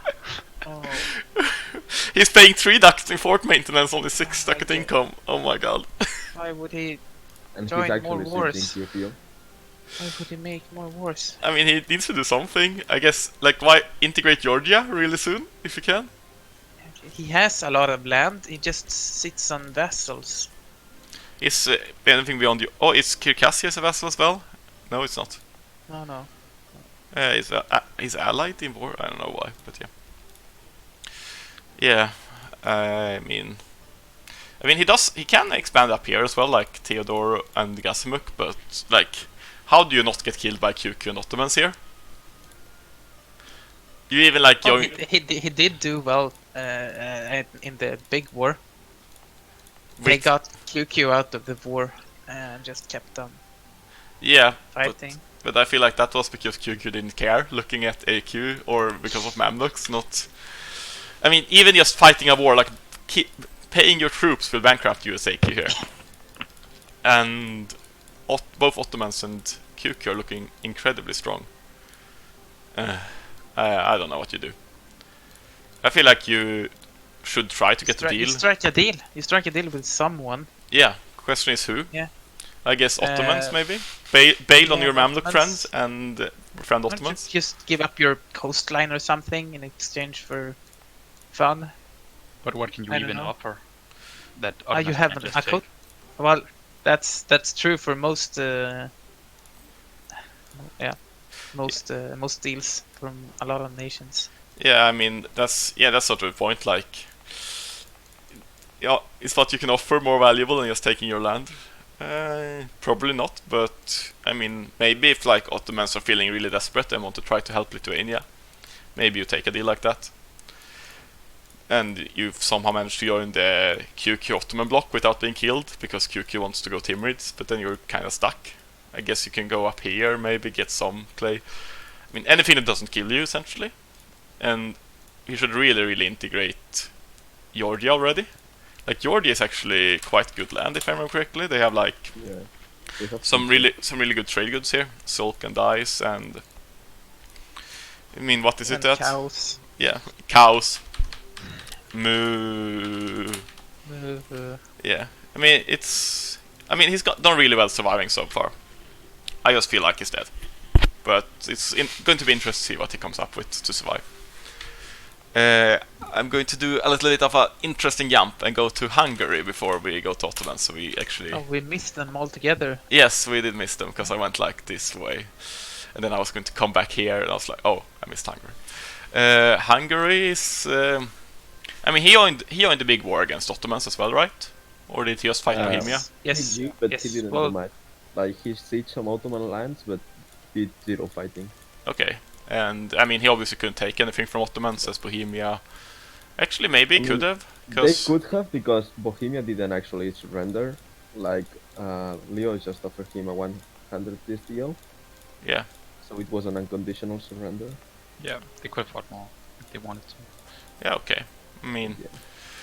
yeah, like, I mean, he obviously didn't get anything out of it, but I imagine the deal with Austria for him helping is that he gets Ottoman land afterwards.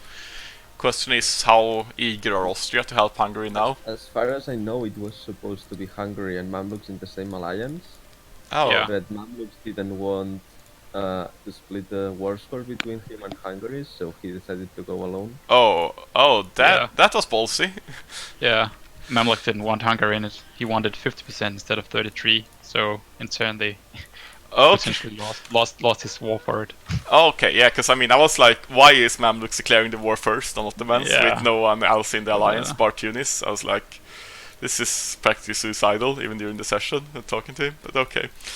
I guess, so yeah, I mean, it's sort of awkward for Hungary now. Like, will his coalition friends still stay with him if with Bohemia dead and potentially Isn't Lithuania? this the second time he's warring on the Ottomans? Yeah. Winning and getting It is. nothing out of it? Exactly.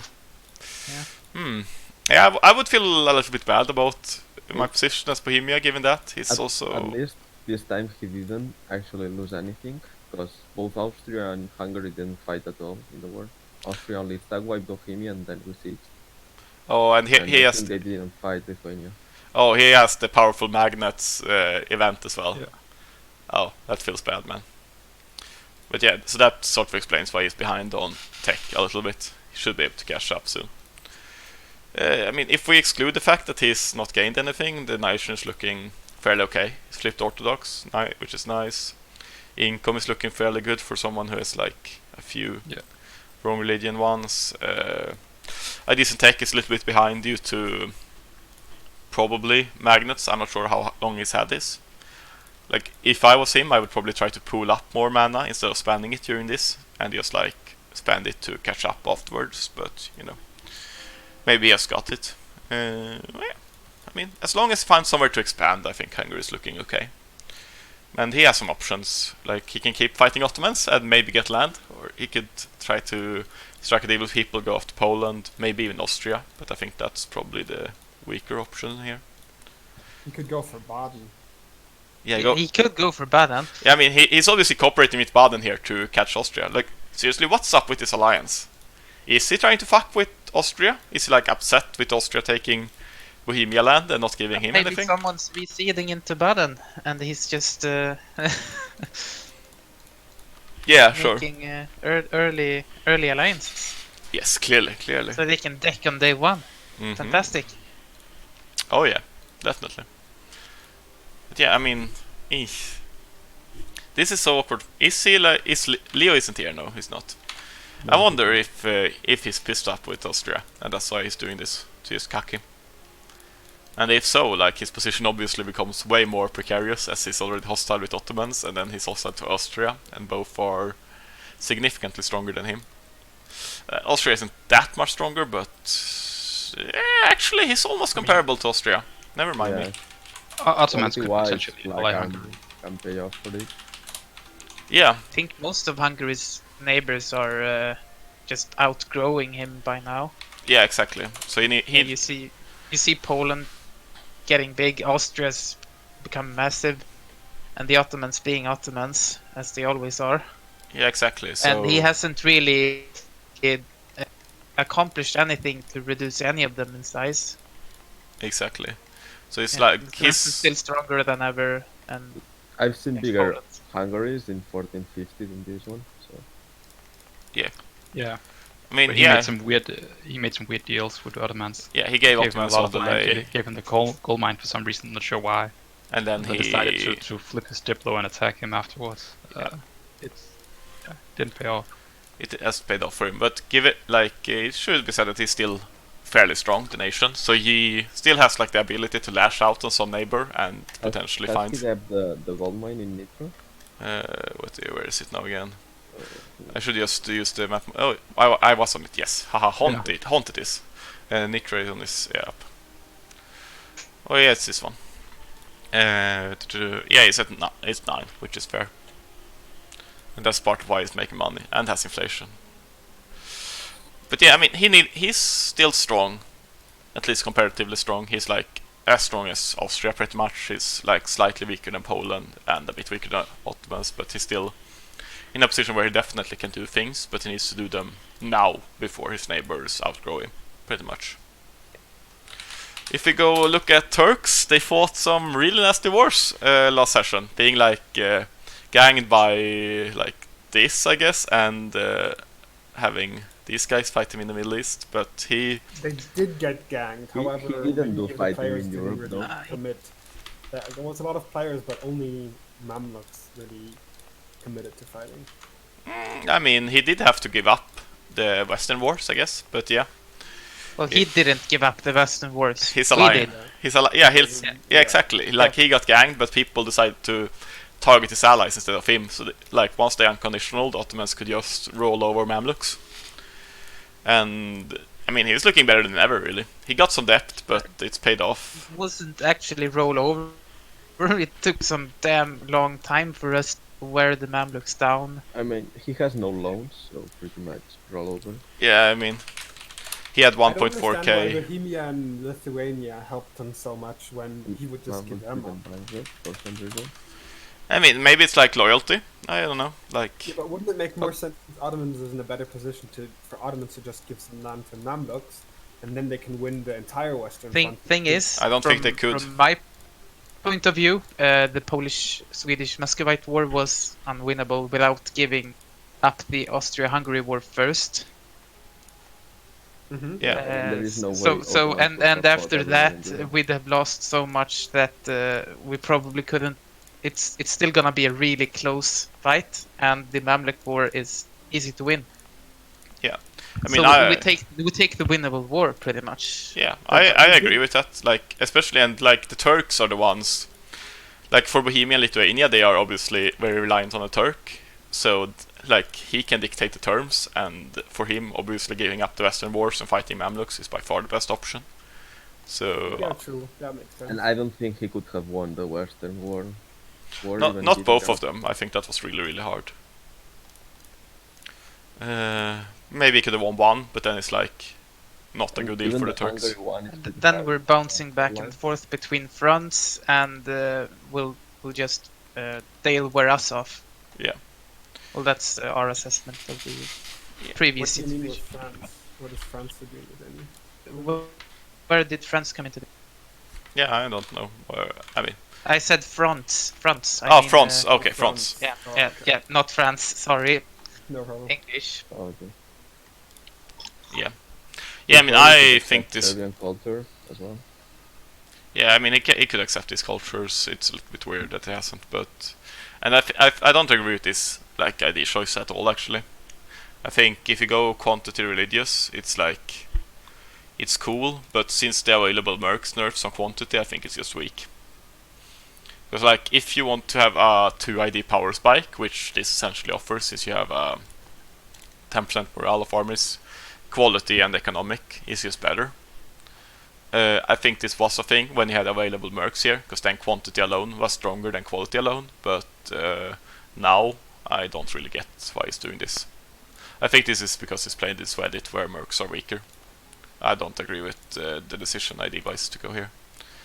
Maybe also he was having trouble converting in Sunni land, and that's why he thought he might have to go. I guess, but I mean, he hasn't Why expanded isn't that. he going Orthodox? Yeah, like if you want, I mean, he stayed Sunni, so he shouldn't have any issues oh, wait, converting. he stayed Sunni. Yeah, Oh, okay. Never mind. yeah. So I don't. I thought he flipped. Yeah, if you flip Orthodox, maybe, but Orthodox converts really easily, so I don't think that's. Yeah, Or yeah, you I don't don't think want it's that, do necessary, but I you? thought maybe You that was lose the your reason. Ottoman government Yeah. if you become a It Christian. pays off. I think you should flip Orthodox anyways. I think Orthodox is stronger than Ottoman government, essentially. Shouldn't Ottoman government with Shia be the way to go? Nope, I think Orthodox is stronger than that too. Okay. I mean, that's obviously my opinion, but I think like Orthodox is the bonkers religion. Essentially, it's completely overtuned. It's not. But I mean, if you flip Shia, it's sort of comparable. But I guess, but Shia flip is harder for Ottomans than just flipping Orthodox. So I would just be flipping Orthodox him. He still has. Is this the first Mehmet? Yeah, it's the first Mehmet. Yeah, him. Ooh. Oh, that's really good for him. He's had Mehmet for a while. So yeah, I think it's a little bit weird with not cultures and not changing religion to something else, but he's been in a really messy position. And considering that he's been like in multiple death wars. I think his nation is looking amazing as a whole. And like AQ, How's his infrastructure? yeah, that's probably where it Because suffered. he has quite some, but he does have quite some income. I was wondering how much. Yeah, I think it's just all been invested into military and fighting. Yeah, he's making really good packs. I mean, He should like probably stop paying his army. yeah, like Yeah. right now, I'm not sure why he's paying his army and forts at peace. There is some like internal management that I think could be a little bit better, but and like some ID choices, but like the results and the outcomes when he's fighting is really good, and he should get props for that. And his position right now is also really That's- good. Does he have a lot of enemies though? I mean, he's been at war with Hungary, Poland, Muscovy, Austria. Yeah, but they all want to reduce him in size, do they? Because they've won those wars. Yeah, I mean, it's debatable. Ottomans actually didn't. I do mean, any the stuff. Ottomans have lost those wars, and they haven't made an effort to punish the Ottomans, rather his allies. Yeah, I know. So yeah, I it's think that probably he's not gonna fight Austria and Brandenburg anymore. At least, maybe not even Tunis. I don't know what Tunis would do, but probably it's smarter to kill Mamluks than help him. yeah. I'm not sure. Like, I would think that since Hungary didn't take anything from Bohemia, he still wants to kill Ottomans. But yeah, it's definitely a possibility that he'll just cut Lithuania off and be happy with his western front and go into Mamluks instead. But even, I mean, he still has fought hard wars. He just hasn't lost clay in them, essentially. And I mean, that's savvy diplomatic play, if nothing else. And a salty Sur Mjölk. Very salty. But yeah, like part of the reason why he has this position, I think, is down to Mamluks, really. Like, why do you go innovative first, and why do you, like, him and AQ attacking Ottomans? Like, Ottomans would probably have been able to beat them alone, even, I think. It would have been close, but I think if Ottomans gave up on these fronts and just went here, he would have beaten them alone, and then you have add in like QQ, Lithuania and Bohemia as potentials. I think that was a very suicidal war, and I think Mamluk's position is looking really precarious right now, because you're not going to have. I mean, you need quality to be finished to have a decent military, and even then it's like, yeah, you get 20% inf, but that's not really much better than 5 disc, if at all. It's still I like, wonder why I didn't go defensive, since he knew the war was coming. yeah, I mean, or even like quality into eco that would let him scale better than this. This like, I mean, this doesn't do anything for him. I don't get it at all. I guess He Octamo. was expecting to smash the Ottomans, since the Ottomans went quantity, so wasn't expecting much quality either, I guess. Yeah, but why just not go eco then? I just don't like the whole innovative first. I think it's just bad. But I mean, maybe he just wants to be different. That's what most people I see who go innovative first or before eco. They just want to be different. And his focus dip. What? With innovative and quality? Okay. Because his ruler is a 4-0, I guess, but still doesn't make sense. Yeah, but you don't care about this. Yeah, I know. Just fall behind, doesn't matter. Yeah, there is some questionable management from Mamluks, to be He could for sure. accept some cultures as well. Yeah, I mean, these are, I guess, in the right group. But Yeah, but you're not gonna be an empire anytime soon. yeah, I mean, yeah, it would definitely be fair to accept some. I guess he really values his dip tech. I don't know, man. Planning to invade England. With that said, like, if you exclude the fact that the country looks really awkwardly managed, civil war is nice, at least. He'll get some new fresh troops. Is it going to pop? Yeah, it's going to pop. He can't prevent it. Which But- is good. He's gonna get a better ruler probably. I mean, this one is good, actually. So I would be happy. Average.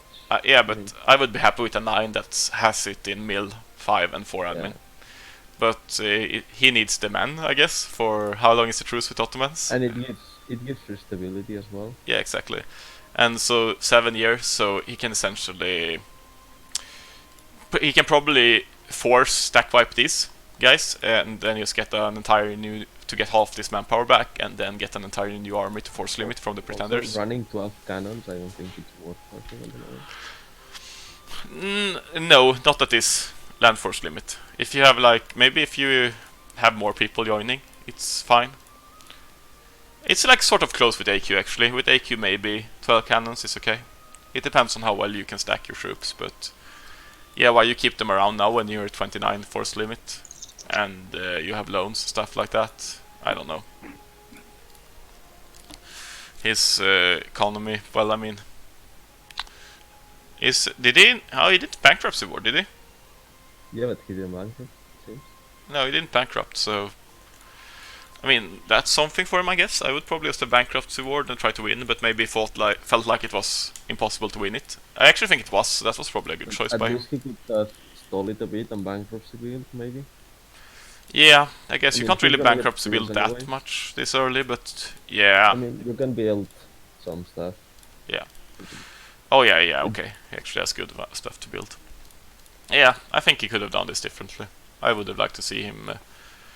there's like a lot of things that he could have done differently, and at this point, I'm not sure what you do.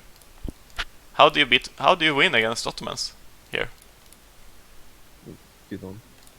I guess you try to do Diplo with QQ, and like maybe Timurids. I said before that I think Ottomans and QQ beat Timurids, Yeah, AQ and Why Mamluks. would you drop his alliance with the Ottomans? No, I don't know either. Maybe if you sell out AQ, you drop AQ, Yeah. get QQ, and Isn't QQ gonna get AQ anyways, probably? yeah, but then you give him like Ottoman clay as well. Maybe. I don't know. I feel like it's weird, but yeah, if you go for, Ottoman is allied to Aragon right now, so maybe. Yeah, but France- Aragon can't do shit. I mean, this alliance is just a meme. Oh, it is. Yeah. From Aragon yeah, tries from to what commit I know, something, his then Ottomans behind just got some money to break it, and it's over. But I don't know.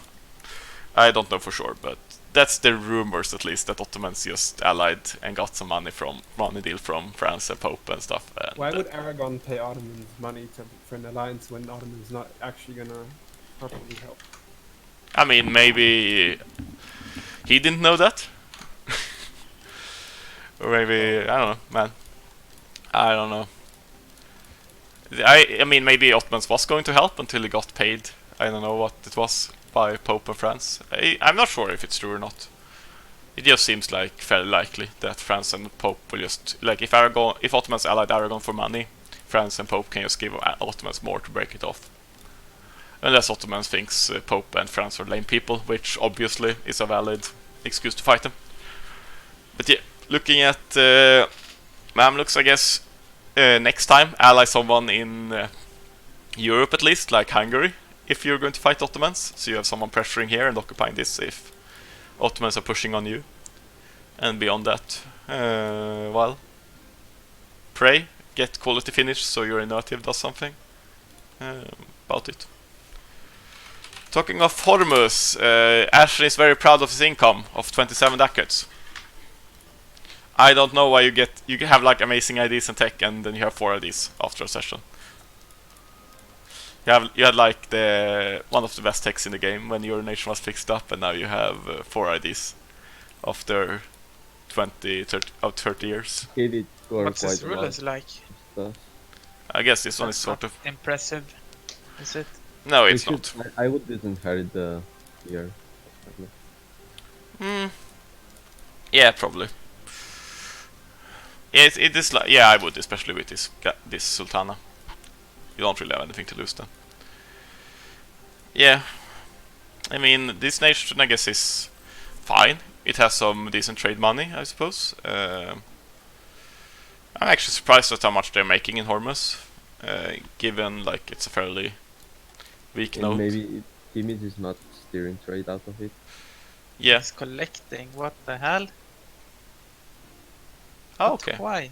I mean, it's better than steering it here. Timurids doesn't, because I guess QQ. Oh, actually, yeah. Everything's going into Persia. Yeah, actually, it's going into Persia. So I was thinking that maybe QQ was collecting here or something, but yeah, it's not. I mean, anyways, given the current trade situation where Timids are collecting here, It's actually making quite a lot of ducats.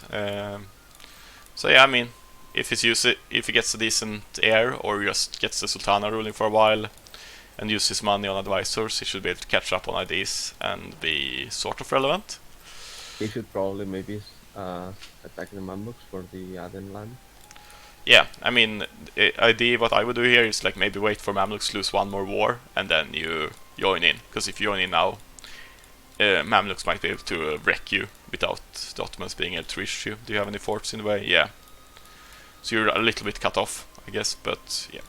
Afterwards, just join in and feast on the Mamluk corpse. You could also form Yemen if you want, I think, for slightly better ideas. Yeah. I think it's a lot better ideas. I mean, trade. It depends on what he wants to do as far. Yeah, I guess, but he's going eco quality, so it does look like he wants to be a relevant mill power. I mean, he does have dev, but that's about it. I'm going to actually look at the... I mean, Infantry combat, it's kinda okay for trade and naval Isn't stuff. quality part of the both ideas also? Yeah, like you wouldn't have started with quality, you would have gone eco first, most likely. If you don't care about military. Yeah. I mean, Yemens are better, but they aren't that much better. Like, it's still not that great. Like, maybe you just try to form something from India if you're going to be a mill power. Like, try to get Rajputana or Deccan or something down the line. It's interesting for sure. Because like this one, like this ID set will like last you for a while, as it's early on is actually quite nice with the extra income. Does he have a trade company in Asia, like in Africa? I don't think this is in trade region, no. It begins like down here. He has 4 merchants. Yeah, he has one from IDs. Yeah, that just one extra one. Yeah, you're right. Oh yeah, okay. Oh, okay. Yeah, plutocracy. Yeah, that's fair. This is also part why he's making money, I guess, having extra merchants to funnel trade. Like, I'm not sure, is it actually good to collect here? Let's see, I think it's not... Steering from Coromandel would be... Yeah, because right like... now it's great, since people are collecting in it. Yeah, I mean, because you lose trade power here from this one being there. So like this is actually going to be... This is Basra, that one is, yeah. This is going to make him more money. See, Ashen, you can improve your money making. Let's look at it for a month. Actually, people might just stop collecting and shit, but we'll see. Yeah. See, he's making more money. Magic. And the reason this is happening, for those who are watching and are fairly new to the game, is that for every steering merchant you have, you get 10% more trade power in your home node, if you don't have any other merchants collecting.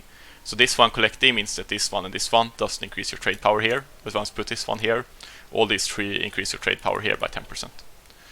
Anyways, moving on to the last one, I guess, Ethiopia. Ethiopia has gone quality and expansion. How do you guys feel about expansion Ethiopia? It's Fun. valid. You can I mean, Sounds if like she fun. drops it, West if she drops it later on, it can be okay to colonize a bit over this area. Yeah, what did you say, Sur Mjölk? Yeah, it sounds like it's having a lot of fun down there. Yeah, I guess. I mean, if you are enjoying the game, you don't go expansion. But yeah, I mean, if you are enjoying the game, you go expansion. You mean? no, you don't, because This is like the ultimate meme pick. I love it. yeah, You're fantastic. going to colonize the 3 dev provinces here. I guess +5 states is really Don't- neat, don't but they you don't have want the tons land, of- do you? I mean, like, they expansion have is tons of actually sort of valid for Ethiopia as a 4th group, I think. At that point, you probably want a state and you have economic, but it's never better than economic. So it's bad. Don't these provinces have chance of spawning gold? Okay. I think that it might be like a really tiny one. Nope, not this one. There are some provinces here, I think, that might have. Where is the... South Africa. Yeah, these ones. So I mean, I would be sort of fine with expansion as a 4-5D after economic and another mill group, because then you can spawn gold here and you can actually tie together your land here. You can reach here by just no CBing or stuff like that, I think. Steal maps and then no CB. But and you get a vassal and a core. But yeah, I mean, if we exclude that, economy isn't amazing, but it's not like too bad. She probably doesn't have. He has only 4 gold in income. Yeah, it's like, shouldn't he have 2 gold mines? Yeah, it does. Yeah. Okay, I mean, this should probably be devved ASAP. And once autonomy down, like one has 25% autonomy, and the other they have nobles, I don't know. Did the AI do this? I hope so. Yeah, the nation looks. Oh yeah. Oh yeah, this is probably AI. You should purge the nobles, I would say. Just like remove every noble province from your land and then just reassign them. Because you have way too much nobility right now. And the other estates are not assigned as either. How come people are ignoring estate points? Honestly, like, these aren't as big as people think. It's like 0.66 a month or so, but Nice to have, like it's for free. Yeah. Why wouldn't you take I mean, I guess you're like kinda inexperienced or you find it hard to multitask. Like, estates are really annoying, I think. Even I and do. he could actually get the 200%, 200 mil power and put it over. Yeah, exactly. He can grab 200 from the nobility and then just revoke all shit. Okay, internal management, I think Ethiopia has something to work on for sure. But if you look at the diplomatic position, I think they are fairly good. Like, Mamluks could kill Ethiopia, but they are sort of busy elsewhere. And I actually think, yeah, Ethiopia does have. Ethiopia is actually almost as strong as Mamluks military-wise, just because Mamluks are so weak. I mean, not quite, but you know, it's not out of reach. So yeah, I think Ethiopia are really safe here. They obviously have their mountains, even if the capital is accessible, and they have at least some expansion left here, I think, a little bit, and maybe this opens up later on. So I mean, if we exclude the whole internal management, I think Ethiopia is looking good. Which, excluding internal management, is sort of a big deal. Oh yeah, this is their vassal as well, so they actually... Yeah, when once Mamluk falls, maybe they can eat here, maybe even snag some here. Yeah. Like, if they get their economies and, like, management sorted out, I think they are in a good position. They have a really good ruler and an heir that should help with that as well. Any last words? I guess, Iced, you're muted, by the way. Do you have any last words? No, not really. Okay, Karlos? The evil French? I didn't hear what you guys said about my nation, so... I mean, we pretty much just said that you are incredibly strong. People probably should coalition you, but people aren't coalitioning you. That you seem to be... At least I said that I think you're sticking your hand in too many places. Like, wanting to into Iberia, eating in Italy, and, like, allying Baden to cack Austria. It's like... pretty much asking for people to coalition you. Not sure what else we said. Really, really strong. Yeah, I agree with all of that, so yeah, nothing I can really say. And also the fact that we congratulated you at your good Diplo, because you obviously have had you're obviously in an amazing spot without even having to fight good wars, but also the fact that it's sort of enabled by other players' questionable choices, maybe. Yeah. Any last words by you, Sur Mjölk? Or second most dead person? Fuck the Poles, I don't know. Was it fuck Muscovy just now? Well, that too. Who do you hate most of Poland and Muscovy? I do hate Muscovy. Okay. I don't hate the Poles. They're Poland just... didn't backstab him, so... No, he's been very upfront about its intentions with the Lithuanian land. So no. Okay. No hard feelings between me and Poland. Yeah, best of luck, man. I think you're like you're the second most dead country. I think you're like AQ is the most dead country. Then it's like Lithuania, and then like it's dead last. And then it's like Milan or Aragon in third place, I think. Maybe Cologne. We'll see what happens on Thursday. Yeah, I mean, the only nation I think has no hope is AQ. Other ones has at least theoretical chances of living. And Surdon, what do you feel as Brandenburg about session. Threatened. Threatened? by the Sweden with 3 IDs? Yes, and not. I mean, it's not Sweden itself that threatens me, but everything that backs Sweden. Okay, yeah, fair enough. But you see, Poland isn't helping. It's Muscovy that will help. Yeah. Maybe. I mean, he doesn't have any interest going here, but I mean, a lot of the decisions with Sweden and Muscovy doesn't really seem to be, you know, a give and take situation. So maybe we'll see Muscovites coming down to Berlin on Thursday. Anyways, what were you saying, Carlos? If you guys checked out, so the admins announced last week that we are actually playing for victory cards. Yes. And if you guys check England's and France's victory card, you would Yeah. see that it's both from Burgundy. Yeah. So And- that makes things complicated. Oh, you mean Burgundy won't just give you the land? I mean, England mean- and Burgundy don't want me to just take that land. Okay. Since I already promised them to not take any English trade node. Ah, I see. So, I don't think you need the victory card still to win by a score. Actually, I At don't know, least man. not This You first one. probably do. also, by the way, because this so this, much. this land is also England's victory card. We both have the same victory state. Yeah, I mean, it's like you might be able to win without it. It's just 1k, but getting the 1k early, it ticks up. And as France, while you will tend to score highly on mill, you can really struggle both in dip and admin actually later on. Because like, Yeah, I'm only 7th and 17th or something like that in Diplo. And Mill, I'm also only rated 3rd, so yeah, I mean, think because that- like, I'm not accumulating that many I points. mean, because you are not paying for your words, likely. yeah, but I mean, partly that. But like later on, right now his dip and admin points are high, but later on it's usually quite hard to stay up on income as France. Compared to like money makers like England and Diplo as well, you don't really have a fleet, so like you kind of want to get as much score as you can early as France. So it does make things a bit interesting. But yeah, and this, I can't, like, I don't want to stick my hands in too many pots. If I go for that victory card, then you just make everyone an enemy, and it's also like really awkward. How the fuck do you get Calais? Like obviously you can get Yeah, these 3 provinces, you but can. how do you get Calais? Yeah. yeah, exactly. So I think, like, yeah, it's gonna be tough for even for France. I mean, I guess we can let's do a quick lap, look where people's victory cards spawned, who have them. Oh, Austria's getting theirs. Hungary has Yeah, on Austria for Ottomans. free. Ottomans has on Hungary. Poland has on Wallachia, I would say. like to point something out. Yeah. Ottomans has 5 different victory cards on him. Yeah. Oh, does he? Mamluks will lose his anyway, so. Or was it only 4? I don't think he has that many. It's definitely Wallachia, Bulgaria, Aden, and then If you select the sea cookie, you can see the victory cards in the map. On where? Like if you don't Oh. click on the select C any instead nation, of a specific nation.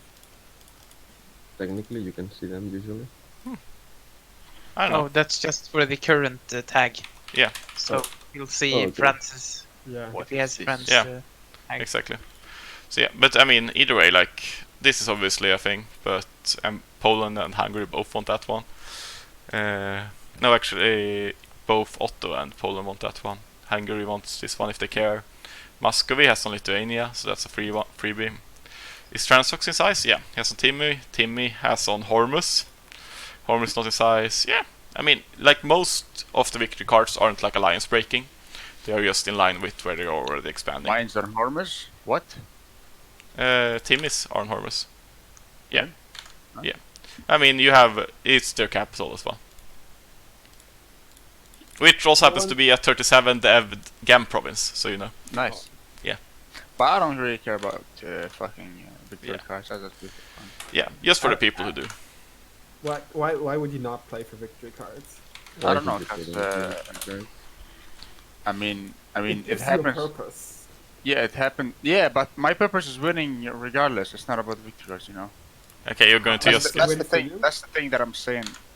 But I mean, if I like, for example, this game, I will go for victory card because Hormuz is obviously an enemy. But usually, if say Hormuz was my ally, I wouldn't like break it for the victory card. no. Just, You, like- you you hate dynamic gameplay is what you're telling me. I see. What do you mean dynamic gameplay? Dynamic gameplay. Changing allies Yeah, regularly. exactly. Not you want to hug box Nabi. Depending on the situation. Not necessarily, no. Oh yeah.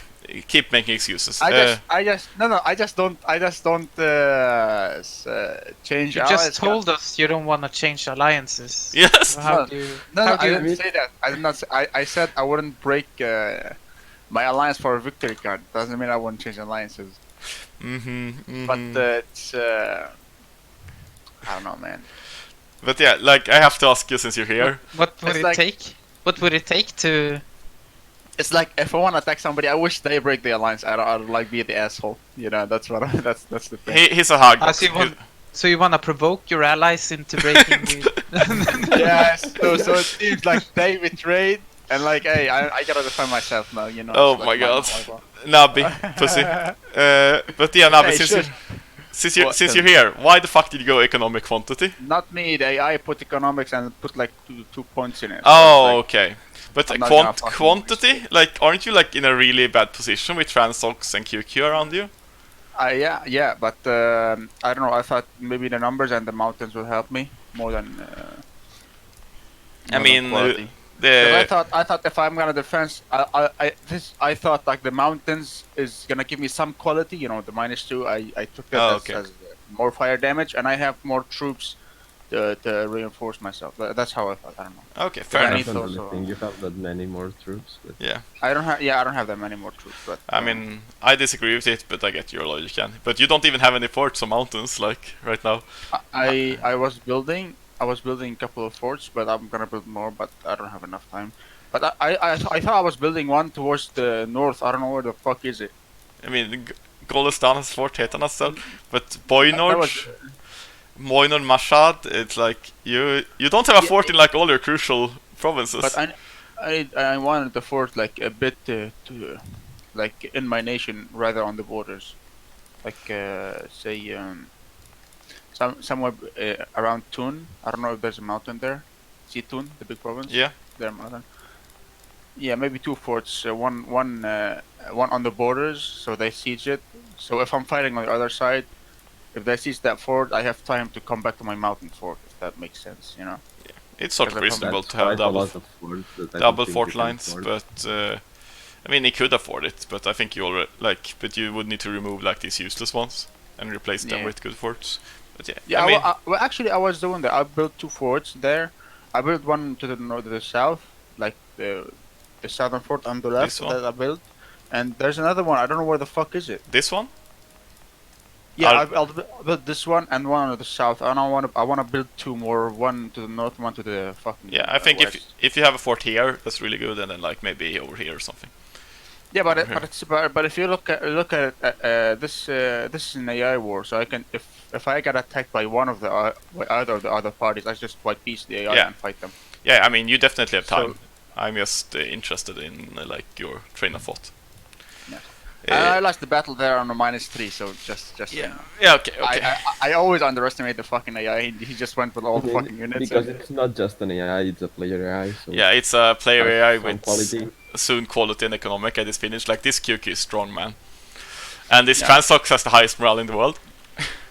It's what? Highest morale in the world on this Transox. Yeah, no. With like a God generals. Like 5 shock, 4 siege. So you're in for a treat, man. It's going to be really interesting. But I'm gonna kick the shit out of them. Okay, okay. It's nice to have confidence. Nice to have confidence. I feel like Hey, Team Reeds is like I'm- fifth on my dead man list, man. What? Fifth? Yeah. I mean, you're far away. You're the least of my concerns right now. No, not my fuck dead. off. Like my list of nations that will die next session or are likely to die. Oh. Nah, I don't know. Yeah. Yeah, probably. I don't know if I get. Where is Brandenburg, Cookie? Brandenburg is like 8. Brandenburg's garbage. Look at it. I actually Wait, think. who's the first Mamluks? No, first is AQ. Yeah, AQ is definitely dead. Yeah. But Mamluks and Lithuania, they should be top 5 now. I don't think Yeah, Mamluks if is you top look 5. I think Mamluks can roach it out for another session. In theory, they might just abandon before that, but I think they can last. You're talking about Dead Nations next session, like this Yeah. Thursday. Yeah. You mean when the player leaves? Because I'm not gonna leave. That's if that was. No, okay. Fair. You can die without living. You see that Halat? You see that Tehran? Because instead of fucking middle, I'm gonna stay until Tehran's taken. Okay. Meaning making a second Maybe you can just colonize Tumaha and you'll be a pirate, Timurids. No colonization. I just gotta stay and form Persia at some time in the game. You can't form Persia. Shush! I can't form Persia. Okay, I'll okay. force it. You can form Georgia first, and then you can form Persia. Yeah, that's right though. Yeah. Anyways, with that, I'm just going to end it here since we're just rambling. But thank you all for joining, and thank you for the rest of you for listening. And see you guys next week. Hi, Mom. Hi.